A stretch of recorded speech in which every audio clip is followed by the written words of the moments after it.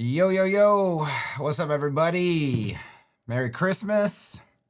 2 days away. Still streaming. I decided today what we're going to do is, we'll use some of the downtime because not everybody's going to be here probably, right? There's people traveling. There's people that are already off, and when they shut down agency work or freelance work or whatever, they turn off the content stream related to that stuff as well. Sometimes I don't. I never do. I'm heavily entertained by this stuff. So the idea that I would shut it all off, I mean, that's shutting off entertainment. I mean, this is entertaining stuff. I'll check chat in just a second. But yeah, I mean, I was actually about to check the calendar and just see, I mean, is anything going to actually interfere? I'm gonna be out of town on the 30th. Okay, so I think we're gonna skip that day, but I'll be right back at it on the 6th.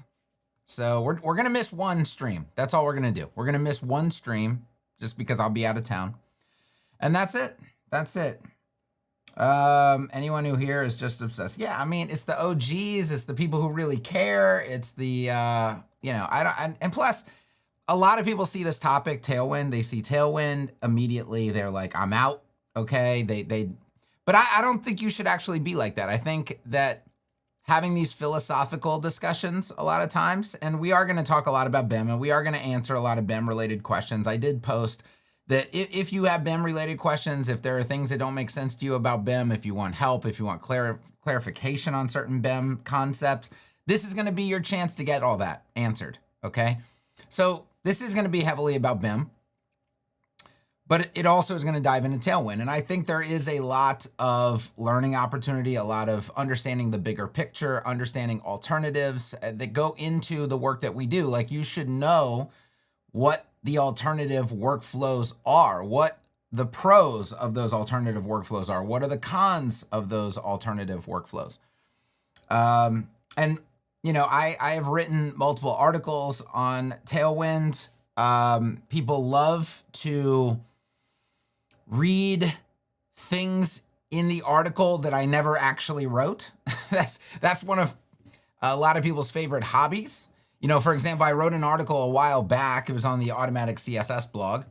And it was essentially how Tailwind is a really poor option for page builders.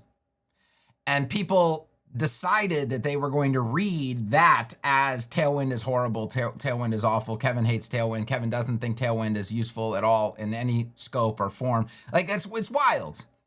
Like, it's like you're not allowed to make an argument in a specific context without people just throwing the context out the window and being like, coming to their own conclusion of what they want to think I believe versus what I actually wrote with words.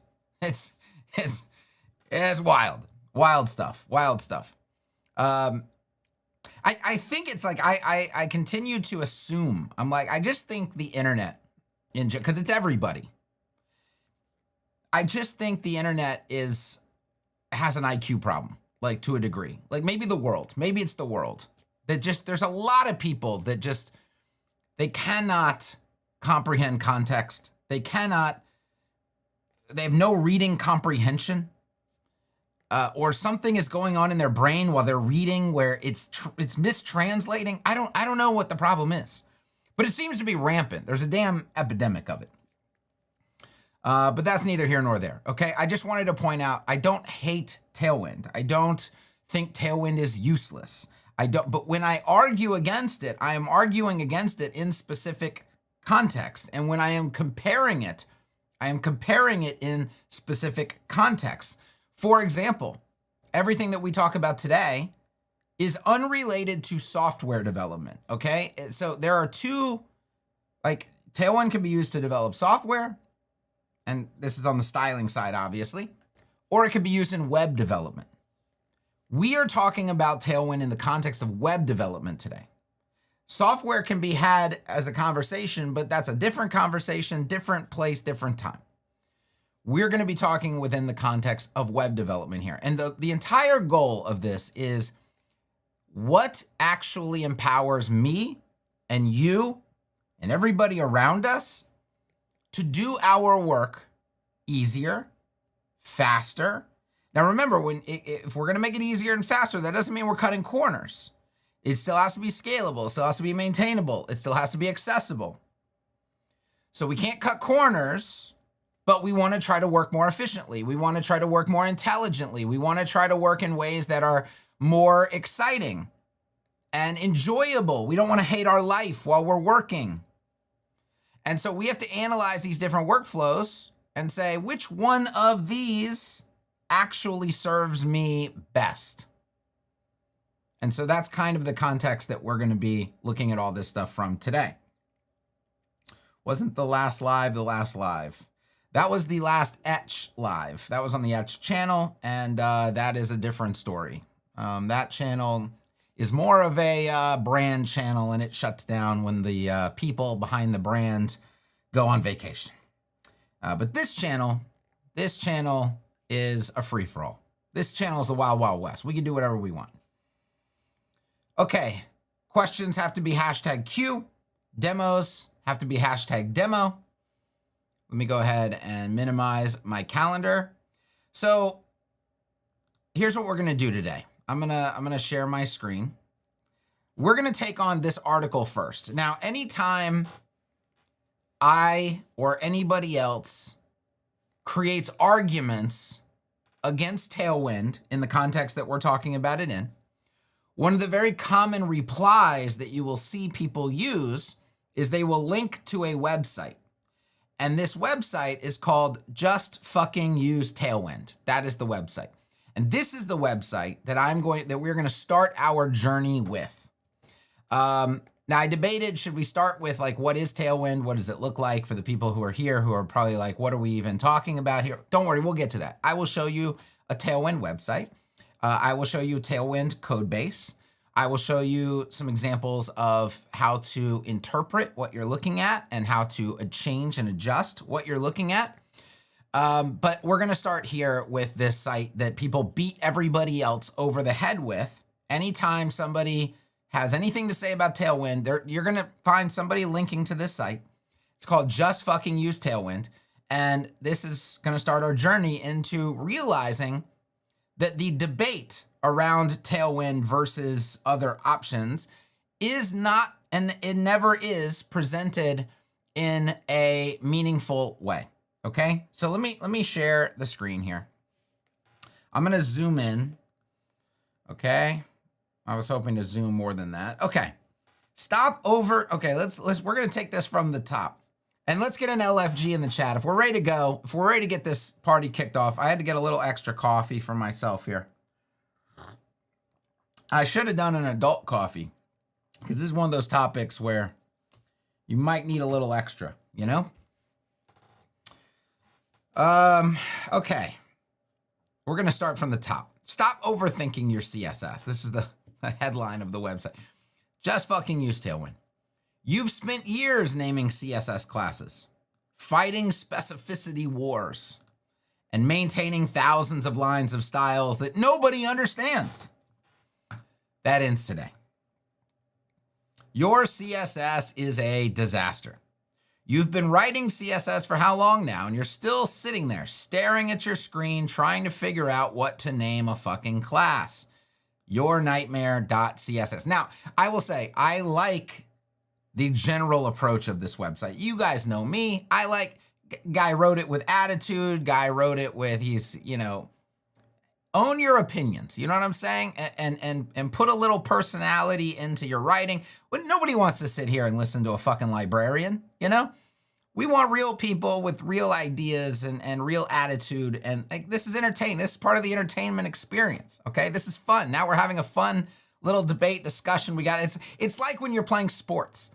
Like if everybody shows up, like if you play me in flag football, play me in jiu-jitsu, play me in whatever, like, I'm going to be talking shit in your ear, okay? That's just how it's just part of the fun. It's part of the sport, okay? You guys, you watch NFL, you watch college football, you get those mic'd up moments where they're talking shit to each other. That's part of the thing, man. It's part of the thing. We can have a little fun. Nobody has to get upset. You don't have to get your panties in a wad, right?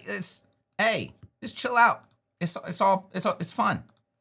So I'm not irked by the general attitude of this. But again, you do have to come with receipts. At some point, you do have to make logical arguments. At some point, you got to make some sense. At some point, you got to be either fair in your analysis or you're just off the rails with your analysis. And unfortunately, with this site, it's off the rails, okay? You've been writing CSS for how long? You're still sitting there staring at the screen trying to figure out what to name a class. And so they give examples: card, wrapper, container, outer box, sidebar, nav, item, link, active, hover, button, primary, large, disabled, loading, FML, modal, content, body, inner, wrapper, v2, final. Okay. Now, I will just say right off the bat, like you can straw man arguments or you can steel man arguments. One is saying, hey, let's give the other side the most benefit of the doubt, right? And so if we use this example, we're doing the opposite.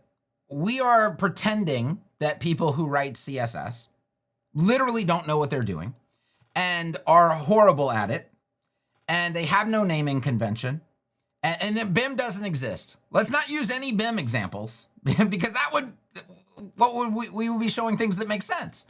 We need to show, in order to make our point, and I'm just talking from the perspective of this website right here, in order to make our point, we have to show the worst possible examples of what can happen in CSS.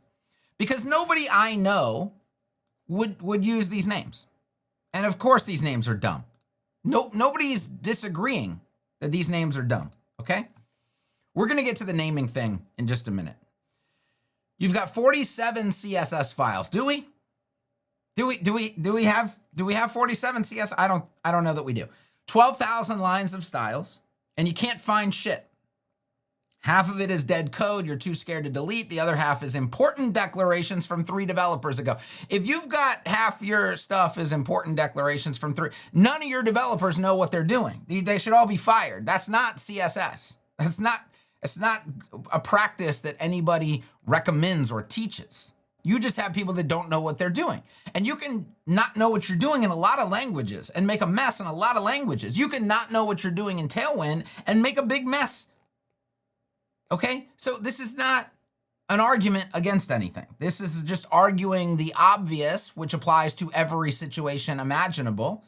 And so there's no value in this argument. This is the hell you chose. And for what? Semantic class names. Give me a break. Okay, well, we'll give you a break. What the fuck is Tailwind? Tailwind is a utility-first CSS framework. Instead of writing CSS in a separate file, you apply pre-built utility classes directly in your HTML. Now, this is the worst possible example from a Tailwind perspective, which now I'm starting to wonder, does the guy who wrote this know anything? You know? Button class, because why would you do this? I mean, this is Tailwind. But this is a button. This is a reusable component. This is...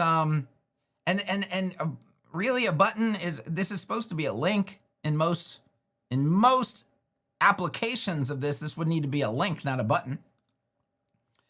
But you can see the string of classes. Now, if I want another button to look like this, I need to duplicate this, or I need to go copy that entire string and paste it into a new link or a new button in order to get that exact same effect. Now, we're not going to get too deep and too technical. There's something called add apply in Tailwind that allows you to create a custom class, it's kind of like CSS, and you're not really supposed to do it. In fact, the creator of Tailwind is like, I wish I never created that process because it's not Tailwind. And so we'll pretend that doesn't exist because it's not supposed to exist. A lot of people use it and abuse it, which is proof that it's really convenient to depart from Tailwind. Like, there are very often in Tailwind, what you're going to notice is that people have to depart from it, and they depart from it in Tailwind syntax. It's like special workarounds, but it's all an admittance. Is that a word? It's all an admittance that it's got problems. It's got some issues, okay? But look at this long string. So I'll just help you out. So there's a background color called Sky 500, these are all not project-specific names. These are just random color names. another problem that we can get into with Tailwind. There's a hover style where the background changes to sky 600. And then in the active state, you're going to have sky 700. And then the text is going to be white. The inline padding is going to be 4, and the block padding is going to be 2. And then you're going to have a large rounded radius. Okay. And this is an example too, is like, okay, all radiuses typically are the same on a project, unless it is a, why is that name slipping my mind now? Concentric, unless it's a concentric radius, okay? So like the fact that rounded LG would be the standard radius on a website, it should just be radius. Radius should just be the standard. That's what it is. Just use radius. It's going to call up the, whatever that project's radius is default, just call it up, okay? Not how Tailwind works though. In Tailwind, you typically have to, unless you, well, we're going to talk about the config file. Don't worry, we're going to talk about the config file.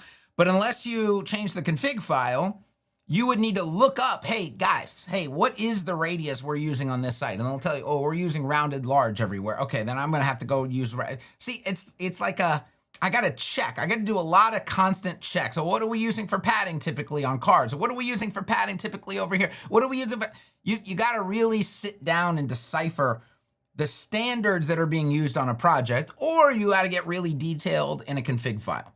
And I'll give you guys a hint, okay? If you don't know the premise of Tailwind, the main premise of Tailwind, which is not untrue, the main premise of Tailwind is that it's annoying to maintain a large CSS style sheet. And that CSS style sheet lives separately from your markup. And you're constantly having to bounce back and forth between markup and style sheet, markup and style sheet, markup and style sheet, markup and style. It's annoying.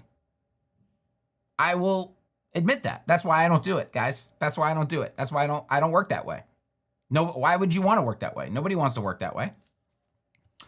So Tailwind identified this problem and said, you know what we'll do to solve that problem? We will invent an entire new framework with an entire new language, an entire abstraction that sits on top of CSS that everybody has to learn, and it requires a compiler, and it requires a lot of new syntax rules and things you got to learn, new workarounds, new ways to do things, new ways to do everything. And by the way, it's also going to just make your markup absolute soup. Okay, you're going to look at it in just a minute. And it's going to have its own problems, by the way. It's not perfect. It's going to come with its own cons, but that's going to be the solution to, we don't like to name things and we don't want our CSS to live separate from our markup. That's their solution, okay? Now, my solution has always been, why don't we just change the environment that we're working in? Let's not change the language. Let's not change all the syntaxes. Let's not put a big abstraction on top of it. Let's use vanilla CSS and let's fix the problem with environment. Bring in visual builders. When you're working in a visual builder, especially a visual builder that is not a dumb one, okay? If you bring in one that actually respects the workflow, respects what we're trying to accomplish, all the problems are solved. And there's no abstraction needed. There's no new language needed. There's no new syntax needed. There's no compiler needed. There's none of all this other nonsense that's going on. That's kind of what we're going to take a look at. This, in my estimation, is a bad, if you tried to sell me on Tailwind with this example, I would immediately be like, no, I'm not doing that. This is dumb. This is the R word, capital R right here, okay? Here's what you get, a button. Great. No CSS file, guys. No class name to invent. No. We're going to talk about the naming thing, because this idea of not having to name things is dumb. It's just really stupid. It's really, it's like this is their biggest benefit, and it's also the worst selling point. Absolute worst selling point. Okay, so let's continue. Let's keep hearing the arguments. Why it's fucking great. No more naming shit. Okay, we're going to get the arguments right here from them, straight out of the horse's mouth. There are only two hard things in computer science: cache invalidation, naming things, and off by one errors. Tailwind eliminates one of those. BEM, OOCSS, how about STFU? Hey, I mean, okay. I see what you did there. I see what you did there. But it's a dumb argument. It's a stupid argument. Like, creative, that's nice. This is creative, right? Okay. Dumb, but it's still dumb. Responsive without the headache. Remember writing media queries? With Tailwind, you just prefix. Well, this is an argument for a past era, isn't it? Because we don't do this anymore. We don't have breakpoint presets in era 4. These don't make any sense. And now you use an abstracted language that does something that does not make any sense any longer. So by default, using this abstracted language, you are now doing an out-of-date technique, okay? Now, you could change this. Again, you can go radical with your config files, and you can overcome this. But let's just put it out there now. Remember what they said? We don't want to maintain a big style sheet. What the fuck is a Tailwind config file then? Because you got to maintain a big Tailwind config file. So you're still bouncing to another file over and over and over again. Anytime something has got to be standardized or you need something custom to happen that is project-wide and it needs to be defined, you're now bouncing back to the config file. That's your style sheet, isn't it? What's the difference? What's the difference? Now, one difference is all the element styles are not in it. But we're going to talk about that problem was already solved, okay? We don't need Tailwind to solve that problem. We don't need Tailwind to solve any of the problems that we face. That's my point. So at the end of the day, what you do is you weigh pros and cons and you realize, wow, if I use the right development environment, all those negatives go away. And if I use Tailwind now, I just have all the negatives of Tailwind left. That's kind of the conclusion that we're going to come to. Now, the other thing you have to remember is if you want to do everything that you do, because a Tailwind utility class does one job, like text large at the large breakpoint and up. And this is a mobile first framework. So you got to think about it in terms of mobile first, right? Okay, so if you want to do other things at the large breakpoint, it requires you to go LG colon this, LG colon this, LG colon this, LG colon this, LG colon this, LG colon this. And if things are supposed to like hover, it'd be like LG hover colon this, or maybe it's backwards, hover LG, okay? And you would end up with like, if you think you're going to end up with a giant block of classes, you're right. That's exactly what you are going to end up with. And they always show you very, very simple examples of things. Because if you saw complex examples, you would start to realize that's not so great. That's not so fun to look at. That's very difficult to read. And it's very difficult to decipher exactly what is going on. And this is where I'm going to give you, I think, one of the hints of Tailwind. I think a lot of people don't actually, I don't know what the percentage is, but I would gather that a lot of people don't write most Tailwind from scratch. They do a lot of importing predefined things that have all the classes in them. They use AI to write it. They use it needs a lot of help, because writing this just from scratch and maintaining stuff and iterating, you're going to see, it's not fun. It's not fun. There's a lot of interpretation and deciphering. And then, of course, nothing has a name. So even finding things that you want to work on requires a lot of deciphering code, as you're going to see. Okay, so dark mode in one prefix. Here you go. If you want to do BG white, so the background color is white, but in dark mode, it needs to be slate 900. This looks fine and simple and dandy. The problem is what if I need 8 things to happen when it's dark? What if now I've got parents and children having to change. And so parents and children both have dark. And then remember, the breakpoints are also in there too. And remember, everything else you're trying to do is in there. Pseudo elements are stuffed in there. Everything is stuffed in there. And you end up with a giant block of classes. They like to give you these very simple looking scenarios that actually never happen in real life. This never happens in real life. There's got to be other styles, or this div is mostly useless. But they're not showing us the other styles, because if you show all the styles, it's harder to sell this. Okay, here we go. No dead CSS. Delete a component and styles go with it. Oh, good. I have a solution to that, and it's not Tailwind. No orphan CSS. No hunting through files. No. Oh wait, I'm sorry. You are going to have to hunt through files. This is just a lie. This is just a lie. You do have to hunt through files. That's what you do in an IDE with Tailwind. You hunt through files. That's what you do. So don't lie to me. No, is this class used anywhere? Yeah, no, that is another anxiety in Tailwind. Guys, we're gonna see this when I try to edit it. That is gonna still be a problem. They're telling you it's not a problem. It's most certainly a problem. Tailwind only ships the utilities you actually use. Hey, I have a solution for that too. It's not Tailwind. A design system out of the box. This is dumb. This is terribly dumb. Consistent spacing, colors, typography by default. No more padding 17 pixels here and padding 1.125 rim there. Your UI will finally look like it was designed by one person, not a committee of drunk raccoons. False. False. If somebody on your team goes in and puts padding 17 pixels randomly on a card, that's fucked up. They shouldn't do that. There's nothing stopping them from doing that with Tailwind with the utility class. There's nothing stopping them from doing that. They can absolutely do that. So what even is this argument right here? Are we just playing pretend?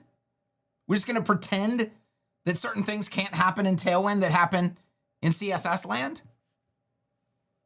So then we have some things we can look at, but wait, now they're gonna try to counter some of the counters, right? My HTML looks ugly with all those classes. When was the last time you looked at raw HTML in production and gave a shit?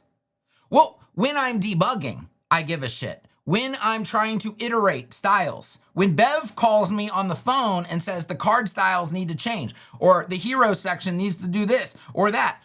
Now I care. I care what I'm looking at.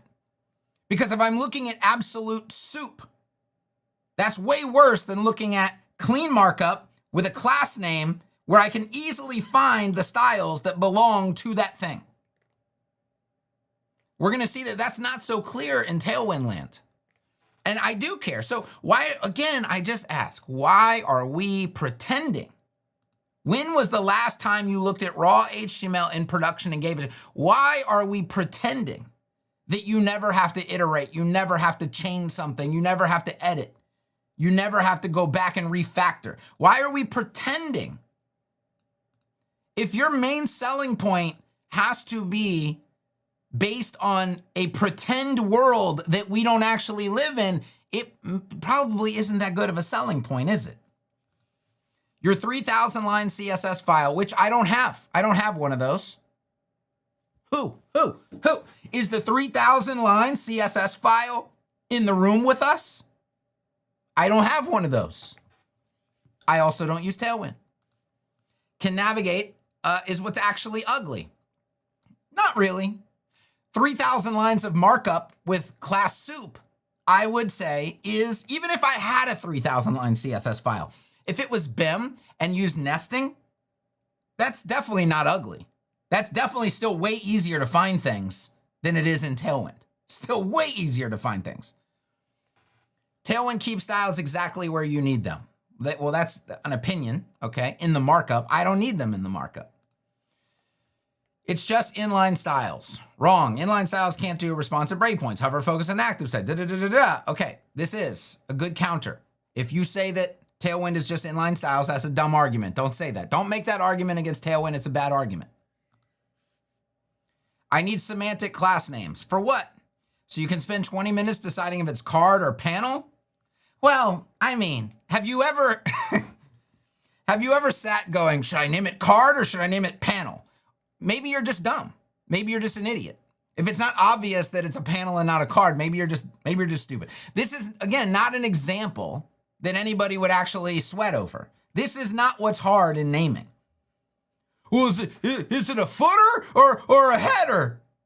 Like, okay, the answer is obvious. That would never be the thing that causes anxiety. So why are we using that, again, as an example? Why are we living in pretend land? This is not the hard part of naming things. Semantic class names create coupling between your HTML and CSS. Change one, break the other. Tailwind eliminates that entirely. No, it doesn't. That's objectively wrong. And by the way, BEM eliminates this problem in a lot of cases as well. We've seen that with heading styling, for example. When I give a class name to the heading, like card heading, and I assign styles like font size and font weight and yada, yada, yada, I can change that heading from an H1 to an H2 to an H3 to an H4. It doesn't matter. The styling will not change. BEM accomplishes that the exact same way. So this is not always the case. When should you use Tailwind? All the time. That's the conclusion. You should use it all the time. There's never not a good time to use Tailwind, according to this website. Oh, good. I'm glad. This is, I always like to hit the mark. Okay. Okay. What I don't like here, I get these all the time. What I don't like here is that Kevin is talking something he doesn't know much about and comparing it to something he knows a lot about. No. What I'm doing is I'm making very clear arguments. And I'm going to show you the article that I wrote if you actually want to go and sit, because I think some of you need some extra processing time. I think that's what's going on. Like, you can watch my videos and I think some of this stuff goes over your head. It goes beside you. You miss a lot. I don't know why. You miss a lot.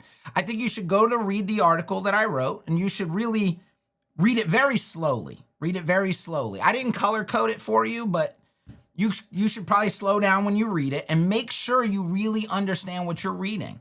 And then if you have a counter argument to anything that I've said, I would love to hear it. But you don't get to come on and be like, well, he's just, that's not an argument. I'm here making arguments. You can make counter arguments, but you can't just attack me. That's what's called a logical fallacy. When you go read my arguments, you should probably look that word up too, because that's all some of y'all can do. That's all you guys can do. All right. So the conclusion, just fucking use Tailwind, as you can see, based on some very problematic arguments and examples. Now I'm going to show you the article that I wrote. Again, if you don't like me doing this, you should go read this. Make sure you read it very slow at your grade level, let's say. Read it at your grade level speed, okay? And if you have any problems with this, then counter them. Give the counter argument. Give the counter example. This is how debates work, okay? You may not be at that grade level yet where you have talked about debate structure and all that stuff. So I'm just telling you now, this is how debates work. You can get your counter arguments together. You can write your articles. You can do your videos.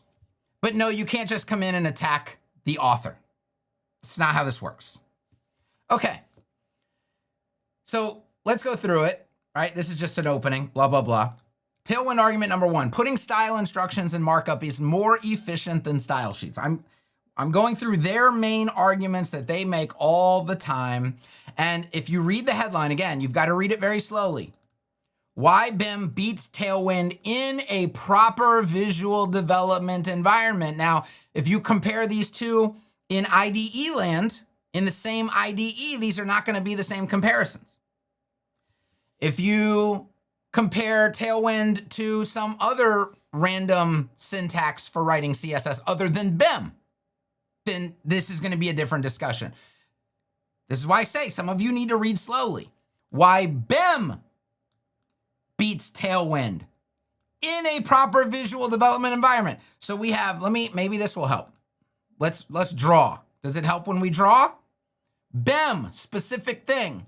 Tailwind, specific thing. Context. Context. Context. Got it? Okay. Don't pretend like the context doesn't matter. Don't just throw that out. Don't pretend like I didn't say this. All right, now let's go down. Tailwind argument number 1, putting style instructions in markup is more efficient than style sheets. Traditionally, developers would maintain, let me zoom in here so we can get. Traditionally, developers would maintain separate files for markup. So you have your home.html and your styling styles.css. You would write the markup for a hero section, for example, and then you'd need to bounce over to your style sheet to write the styling instructions for it. And since you can't perfectly style something without looking at it and understanding its structure, you need to constantly bounce back and forth dozens or even hundreds of times. Tailwind proponents are correct to suggest that this is both inefficient and cognitively disruptive. And they will say things like, I can't see my markup while I'm writing my styles. I hate having to switch back and forth. The style sheet's getting really long and finding styles is a pain in the ass. These are all true. Tailwind solves this problem by allowing developers to write styling directly in their markup. However, modern visual development environments have eliminated this pain point, making Tailwind's solution less compelling. Look at this screenshot from Etch. Now, I'm gonna let's go to local here. Let's go add something to the page. All right, and if I had a class name on it, I'm just gonna randomly generate one. What I'm talking about is I have the ability to select an element, and when I select the element, what do I see, friends? Markup, styling, right next to each other. No sheets to switch back and forth between. No long sheets to comb through, because I only see the styles for this element, and I only see the markup for this element, and this solves the problem instantly. What did I say earlier? We're gonna encounter some very real problems in our work. Tailwind's solution is new language, new syntax, compiler, this, that, and the other thing. My solution was, why don't we stop using the shitty development environment that doesn't do what we want it to do, and let's design a development environment that solves these problems. And we can still use the vanilla languages, and we don't need to learn new stuff, and we don't need special compilers, and we can just do our work better, faster, more efficient. Isn't that what we wanted? That's all we wanted. There's nothing inherently wrong with CSS. What was wrong was the workflow and the environment we were doing the work in. That's what was wrong. Solve that problem. And you don't solve that with a new ridiculous language with a library of thousands of utility classes and a brand new workflow and a complete abandonment of the actual language that's underlying that. Okay, let's go back. So you don't need to look at the screenshot, you just saw it live. Etch's interface and architecture has some unique advantages. You might say I'm biased, blah, blah, blah, because that's what people are gonna do. Because once it's like, he designed this interface, so nothing he says matters anymore. That's another magic world. That's another magic world that once you design, because God forbid I identify problems and then design a solution for them. And now, because I've done that, guys, I'm not allowed to point out the problems anymore. See, those problems only now exist because the tool exists, right? That's how this works. It's always an agenda, it's always bias, it's always that. No, you're dumb. If that's how you think, if you go, he saw problems, he designed a solution, and now when he tells us about the problems, that's just marketing and sales. You're dumb. That's a dumb way to look at it's just dumb. That's very low IQ. Don't do that. Don't do that. You assess it as, wow, those were very real problems. And look, this is a very real solution that I'm looking at. It's not a pitch. It's an observation, okay? When you click an element on the canvas or from the structure panel, the HTML editor isolates that element's HTML and its children. Directly adjacent to that is the isolated CSS for any selectors attached to that element and a quick actions bar for auto-generating CSS based on the preferred values for your project. Another solution to a common problem.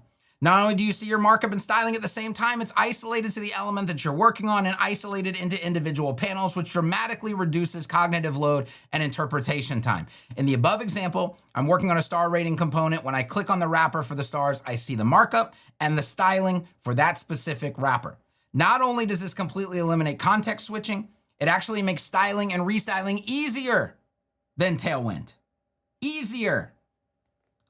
This is because isolated CSS is easier to read and interpret and refactor than inline utility classes, especially as styling gets more complex. Putting all your styling in your markup with utility classes may solve context switching, but it creates a class soup that can be very difficult and time-consuming to interpret and manipulate. BEM-based CSS, when written in a modern visual development environment, again, specific syntax, specific context, makes scanning, interpreting, and refactoring easier than it's ever been. Okay, let's go down to argument number 2. Writing utility classes is faster than writing CSS. This is what they will tell you.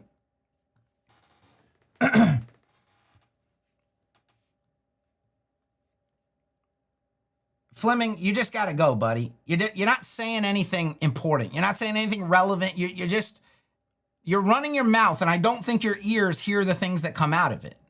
And this is, and people want me to be nice to these people, but I can't.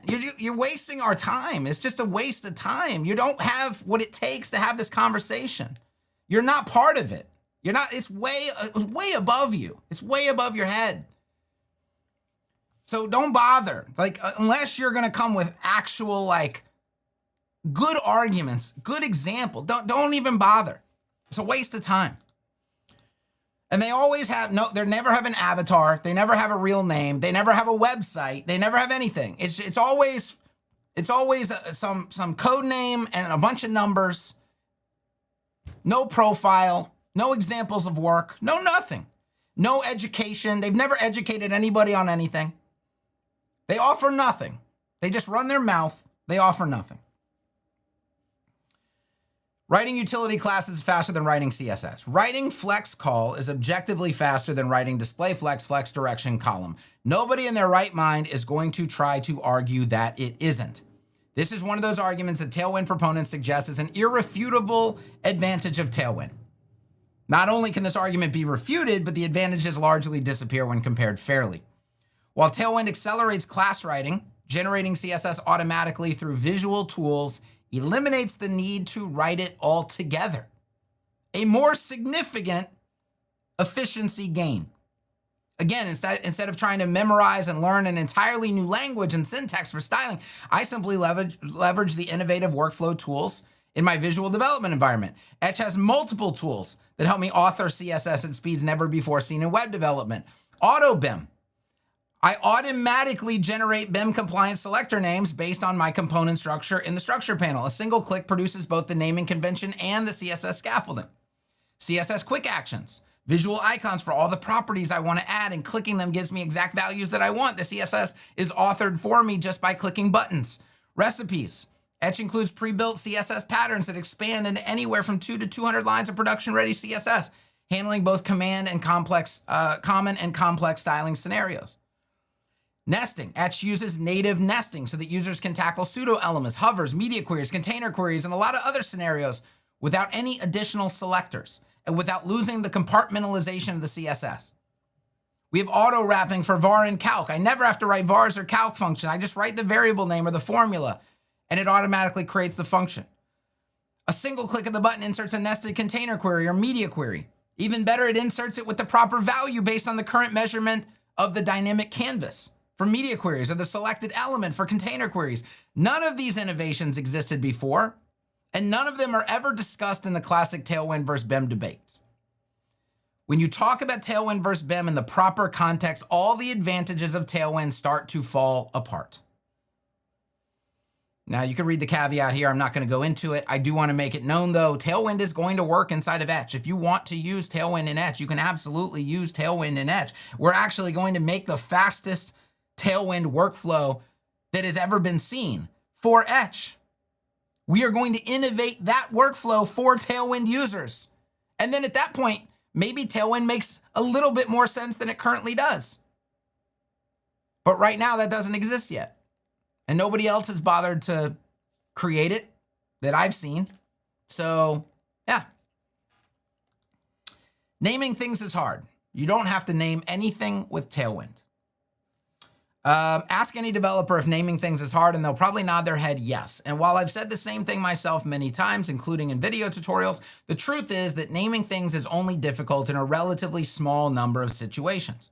For the most part, patterns tend to repeat on the internet, and once you have a little bit of practice with naming things, most of the naming patterns show up over and over and over again. You've watched this in my workflows. Media wrapper, media, card media wrapper, card heading, card description, card link, card this, card that, hero this, hero that, right? Footer this, footer that. It's the same patterns over and over and over again, okay? Card list, service card list, feature card list, team card list, team card hero, team card right? It's the same shit over and over and over again. You don't really have to put that much thought into it. It's literally just repetition and practice. But that's not even the best counter argument. The best counter argument is a threefold argument. One, you still have to name things in Tailwind. Remember, this is Fantasyland that they're telling you about. They're selling you on Fantasyland. The idea that you don't have to name things in Tailwind, of course you do. Naming things is critical to project workflow in general. How do I find something in a file system if I haven't named it? What is this fantasy world where you don't have to name things? That's wild. That's crazy. The concept of not naming things is kind of dumb. So let's tackle these one by one. You still have to name things in Tailwind. Tailwind relies on a component-based development architecture. It's the only way to make Tailwind a relatively sane option. Are the Tailwind proponents trying to suggest that they don't have to name their components and component files? Of course they have to name them. And whatever names they choose could have been used as the BEM names for those components. Remember, it's the block name in BEM that's usually the hardest. That's the same as the component name. The elements inside a block are usually pretty literal and obvious, so those aren't hard once you've figured out the block name. Of course, Tailwind proponents will say, but we don't have to write all those selector names, to which I reply, me either, Jack. I have auto BEM. I click a button and it does it for me. Naming things is critical to project workflow. Let's talk about two aspects of visual development environment that are far superior to a typical IDE. One, an interactive canvas. Two, an interactive structure panel. Okay, we all know what that means. You're gonna see when we go into Tailwind land in a minute, we don't have that, and it's a big problem. It's a big annoyance. In a visual development environment, you have the advantage of clicking on an element you want to work on, either by selecting it directly on the canvas or by clicking its block in the structure panel. When your structure panel has logically named elements, this process is even faster. In an IDE, you have to quickly scan code to find the thing you want to work on. It's slower, it's more cognitively expensive. And guess what? In Tailwind, it's hyper expensive because none of the elements have names. And the markup is exponentially more complex because it's littered with utility classes. This is the problem. How do I find all of my links that are styled like a button? They're not named button. How do I find them? You got to scan. Scan. Oh, there's one. Scan. You're going to see it's a pain in the ass, a big problem. You don't solve that problem. Tailwind doesn't even solve that problem. But the visual environment solves that problem.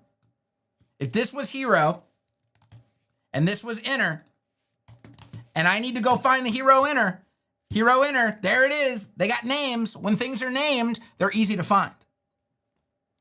This idea of not naming things is ridiculous. Go into a Figma file. This is what Tailwind is like.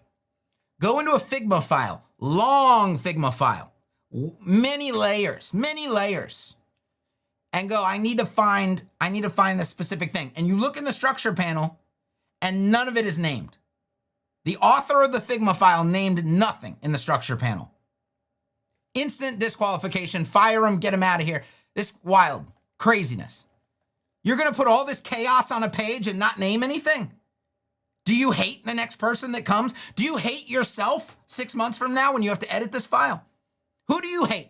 Who do you hate that you would do this? That's the way that's crazy. That's crazy. Of course you should name things. That's what a professional does. They label the things they're working on, okay?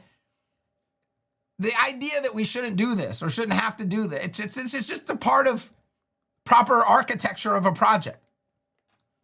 Okay, let's go back. Because if you don't, remember, naming things is expensive. Naming things is hard. Name it, no. Looking through unnamed soup is hard. That's what's actually hard. Quickly naming things, as you watch me do in every single video that I've ever done, where I go name, auto BEM. That's actually relatively easy than not naming anything, and then having to come back later and decipher this architecture and figure out what the fuck is going on. That's what's actually hard. Naming things way easier than that. Okay. The concept of not naming things is kind of dumb. What Tailwind markets as an advantage actually becomes a liability. Without element names anywhere in the markup, locating specific components and sub-elements becomes tedious and error-prone. Now, components often will have their own file. They named that file, by the way. File can't exist without a name. They named that file. And remember what they told you? Remember, go back. What was one of the major arguments they made? I don't like switching back and forth between my markup and a style sheet. But you like switching between component files. That's the same fucking thing, dude. That's the same fucking thing. You still had to switch files. You had to context switch from one thing you were looking at to another. You went to one markup file, you saw a component being executed there, and now you got to go find the component file. This build is easier than finding a style sheet, which, by the way, the style sheet, which I don't even use, but if I did, could stay open all the time. And I know that's where all the styles live. I don't have to go find individual component files. That's objectively harder than finding a style sheet that literally sits open. And by the way, when the thing has a name, like with a BEM class, I can very easily Command F in the style sheet and it will show me that class name and its styling. And when everything is nested, it's all together anyway. See, the old days of CSS before vanilla nesting, a lot of things have come along. It's not just the visual development environment that's changed. The language of CSS has changed. Vanilla nesting has changed the game. Vanilla nesting keeps everything in almost like a component CSS block. It all lives together now. It's not strung out over multiple selectors like it used to be. See, this argument that Tailwind had against vanilla CSS was way better back in the day. We don't live in that world anymore. We're in a different era now. So many things have changed. Tailwind is still stuck in its very, very opinionated, wildly deviated syntax. And it hasn't been afforded the opportunity to keep up the way vanilla has. And that's another problem with it. You're always stuck with this workflow.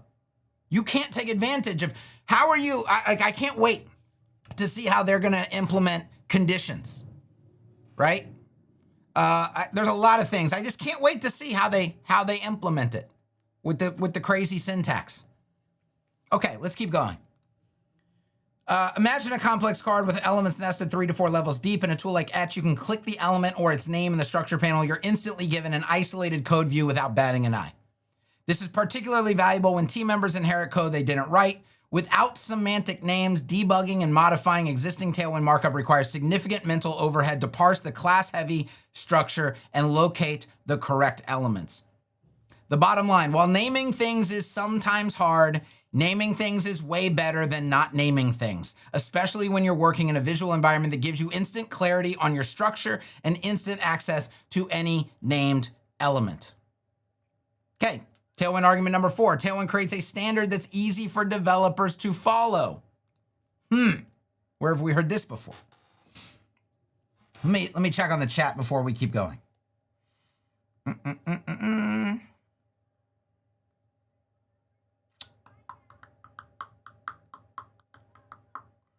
Easy to find the component file in JSX or TSX by using the go-to definition. Yeah, that's fine too. It's fine too. I don't know that it's easier than the style sheet that's just sitting open. And by the way, I'm not even arguing for the style sheet workflow. As you're gonna see, that's not the workflow I argue for. But even if it was, I still think having that style sheet open is just as easy. Let's see. Instead of dark BG primary, you can add a class and use light dark. It's more, okay, I don't know what some of you guys are talking about. By the way, it's not, let's not have any discussion in the chat about you can do this in CSS, but you can't do it in Tailwind. You can do everything you need to do in Tailwind. Okay, they've built routes for pretty much anything that needs to happen. Nobody's arguing that Tailwind is limited or like you can't do it, right? Now, there's some things that get so complex, it would objectively just, and people, you'll see this, you'll see Tailwind people abandon Tailwind to go write custom CSS in certain situations. It's not like that never happens. Now, maybe some fanatics would be like, no, that never should happen. They should just get better at Tailwind or something. Okay, whatever. That's like minutia, all right? We don't need to argue and try to pretend that Tailwind can't do certain things.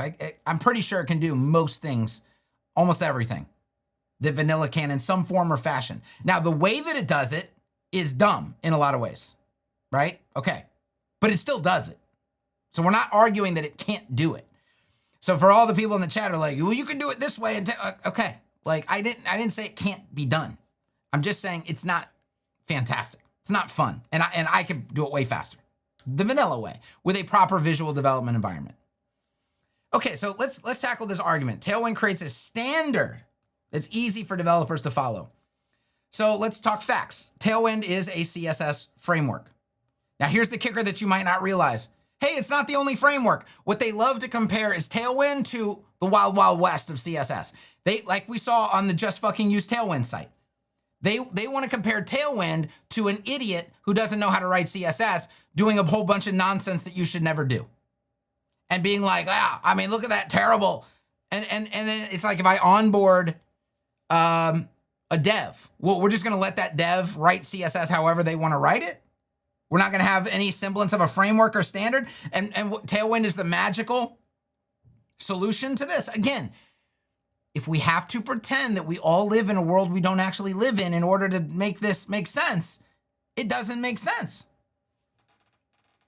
So I give an example of one framework, automatic CSS. It's also a CSS framework, though it's very different in theory and execution since it's a variable framework and not a utility class framework. But the point here is simple. Opinionated frameworks and disciplined adherence to them are what create a standard. Whether that be for your freelancer, yourself, or for your agency, or for the entire industry. Doesn't matter. It's not there's nothing magical about Tailwind. What the magic is having an opinionated framework and disciplined adherence to it. That's what's needed. That's what creates the consistency.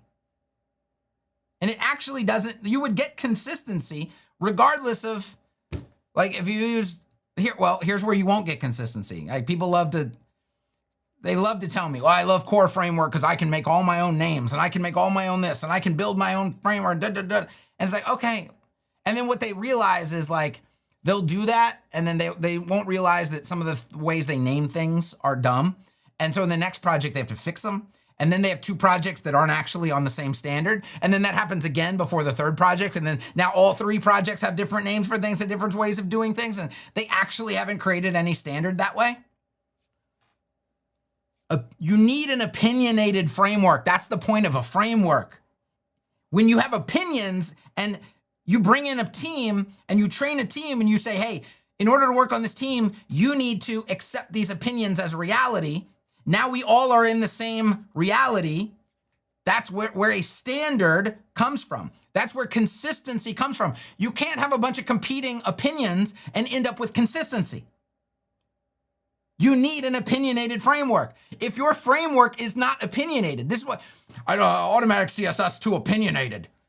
If your framework is not opinionated, honey, it's not a framework. I don't know. Again, I don't know why this doesn't compute.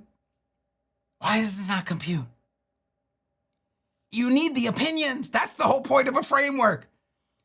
Now, Tailwind has extreme opinions. Extreme opinions, right? And then you look at it and go, man, that's like a total deviation from all the stuff we've done.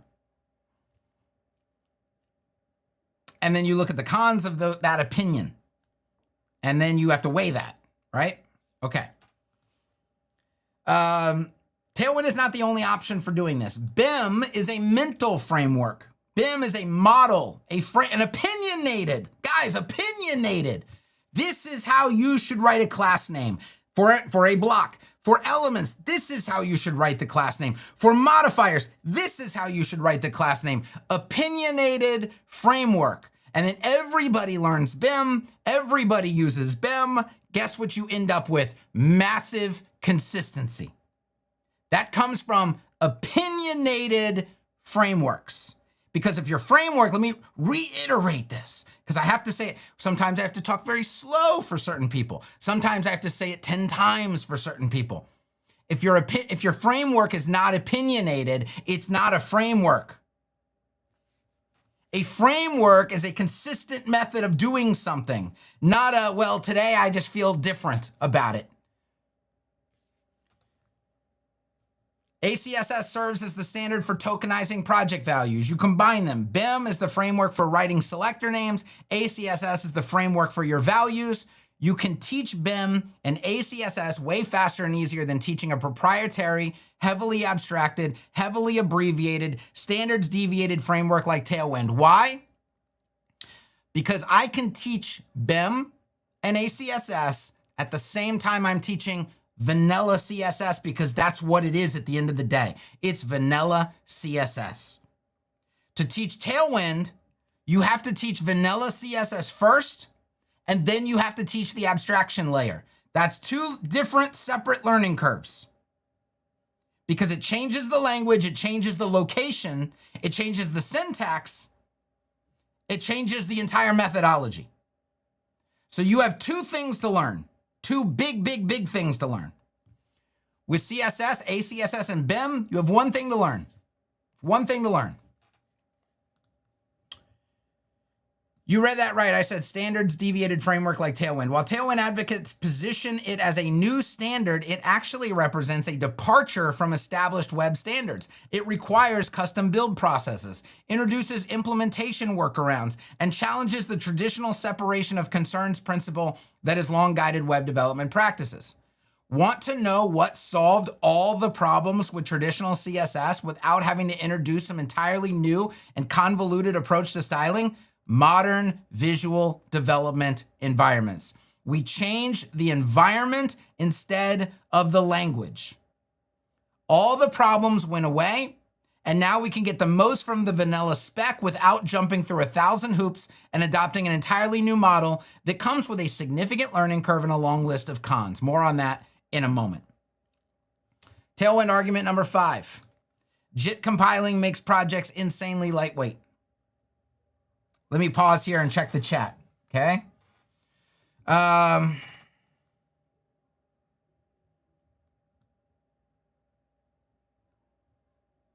Okay, I think we're all doing well.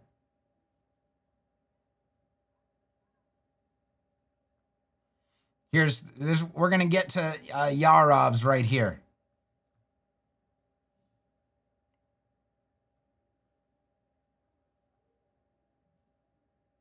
Okay.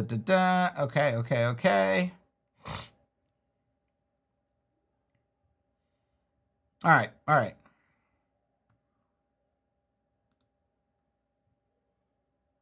Okay.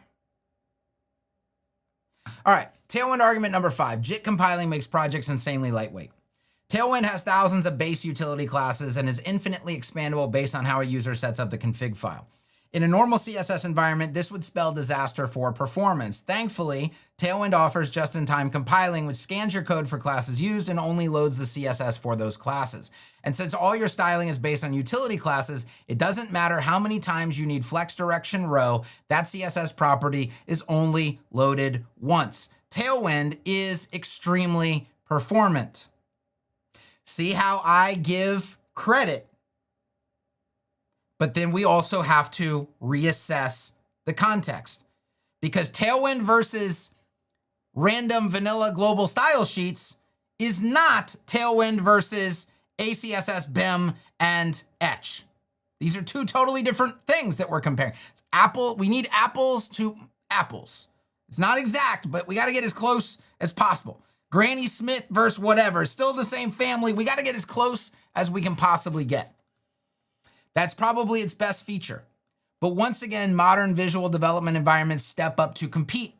When you write CSS in Etch, you're not writing CSS to a global style sheet.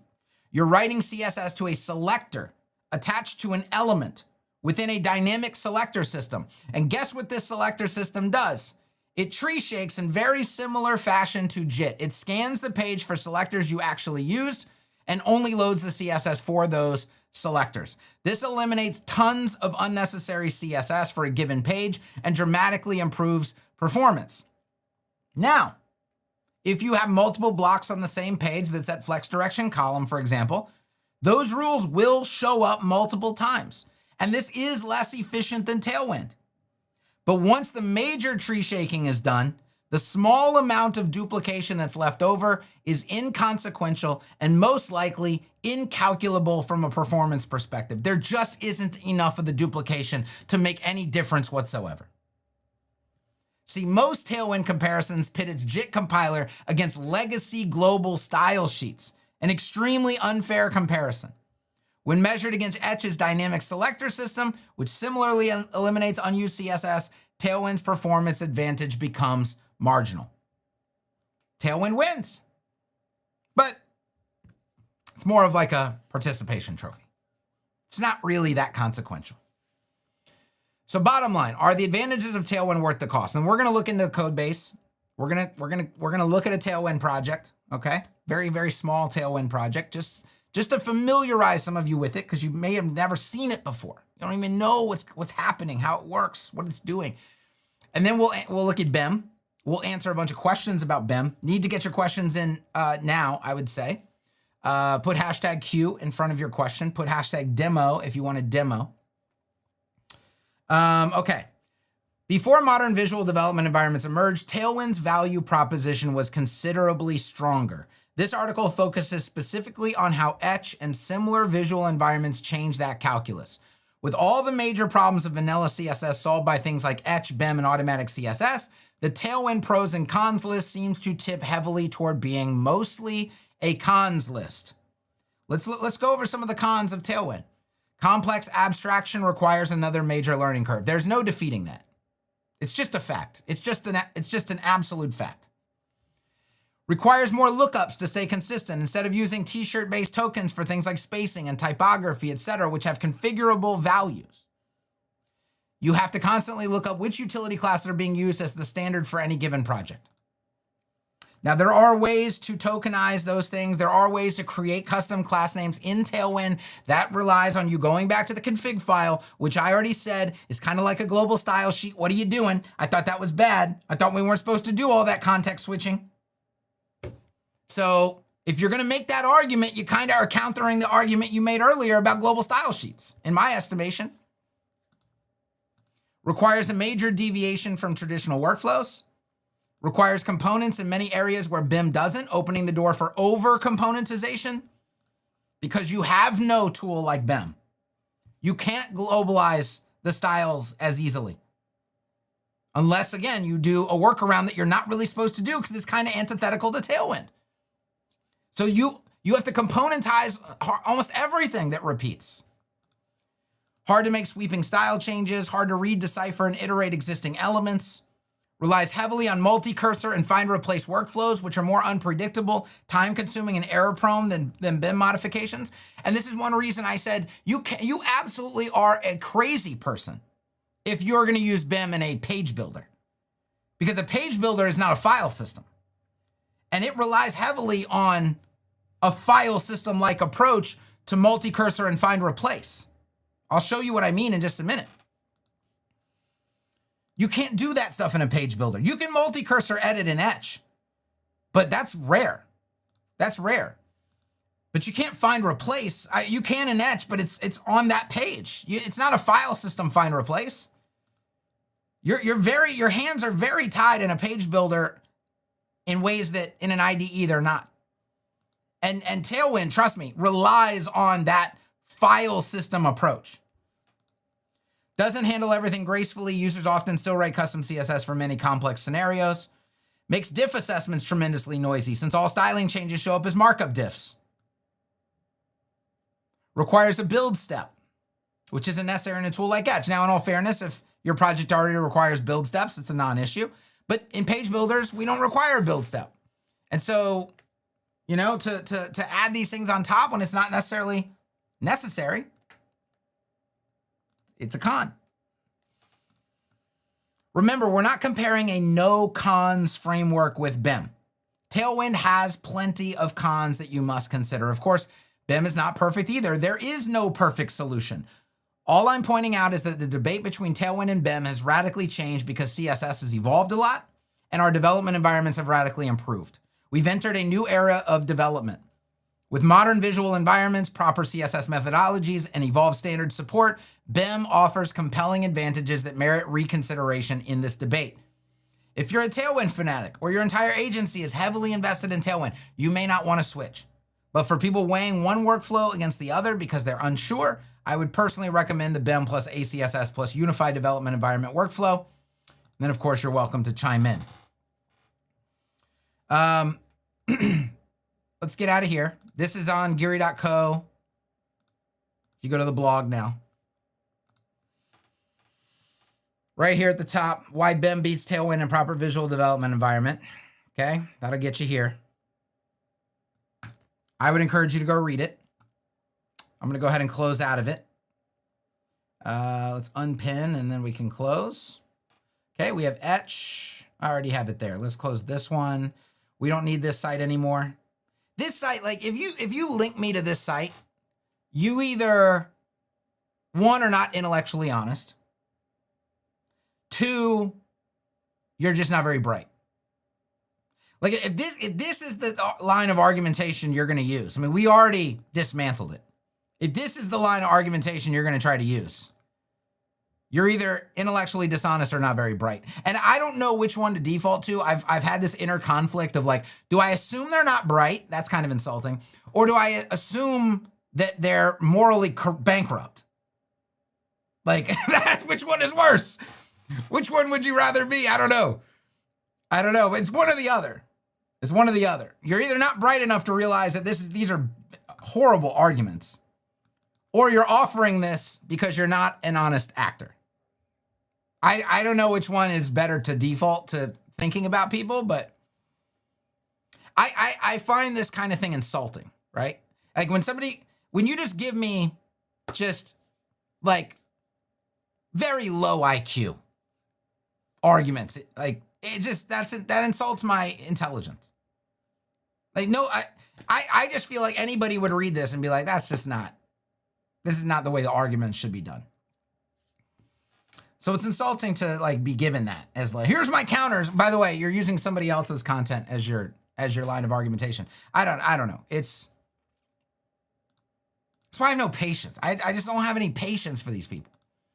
Now, people come in and they hit me with like some super compelling argument and example. I mean, that's what we're here for. That's kudos to you, my friend. They either give me this bullshit or they personally attack me. That's one of the two that I always, 99% of the time, that's one of the two things that happens. I either get personally attacked or they hit me with some low IQ bullshit that is just designed to distract me and waste my time. And then I fall into the fucking trap of trying to explain why it's low IQ. And now everybody thinks I'm an asshole and I'm wasting my time. I got to stop doing that. That's an unwinnable situation.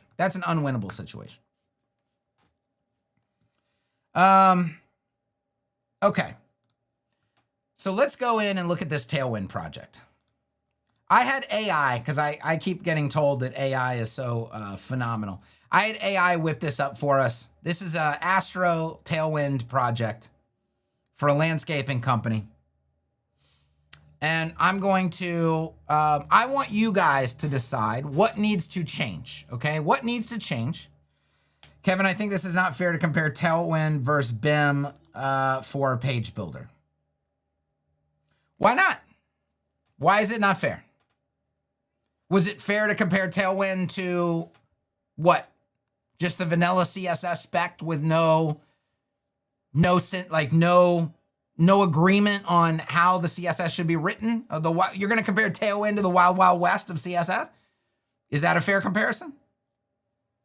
Oh, by the way, when you use Tailwind, you use IntelliSense, don't you? You use find and replace, don't you? You use autocomplete, don't you? You use multi-cursor editing, don't you? You use a lot of Tailwind helpers, don't you? You use auto sorting, don't you? Don't you? When you save, it auto sorts your classes. You use that, right? You're allowed to use all those plugins. to help you do Tailwind better, but I'm not allowed to compare to Etch or a mental model of BEM? What are we talking about with the fairness thing? You got all these things that are needed to help you use Tailwind because it's difficult. And we're not allowed to have things that help us write vanilla CSS. That's not a fair comparison. I don't know why. Why? Why is that not fair?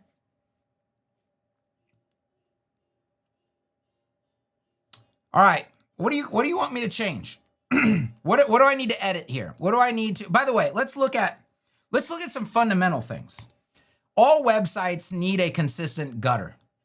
Can we all agree on that? Can everybody just agree that a website pretty much needs a consistent gutter so that when you go to mobile, you have the same spacing here in the header as you do here in the hero, as you do here in this section, as you do here down here with the cards, as you do down here in the testimony? Can we all agree that this needs to be consistent?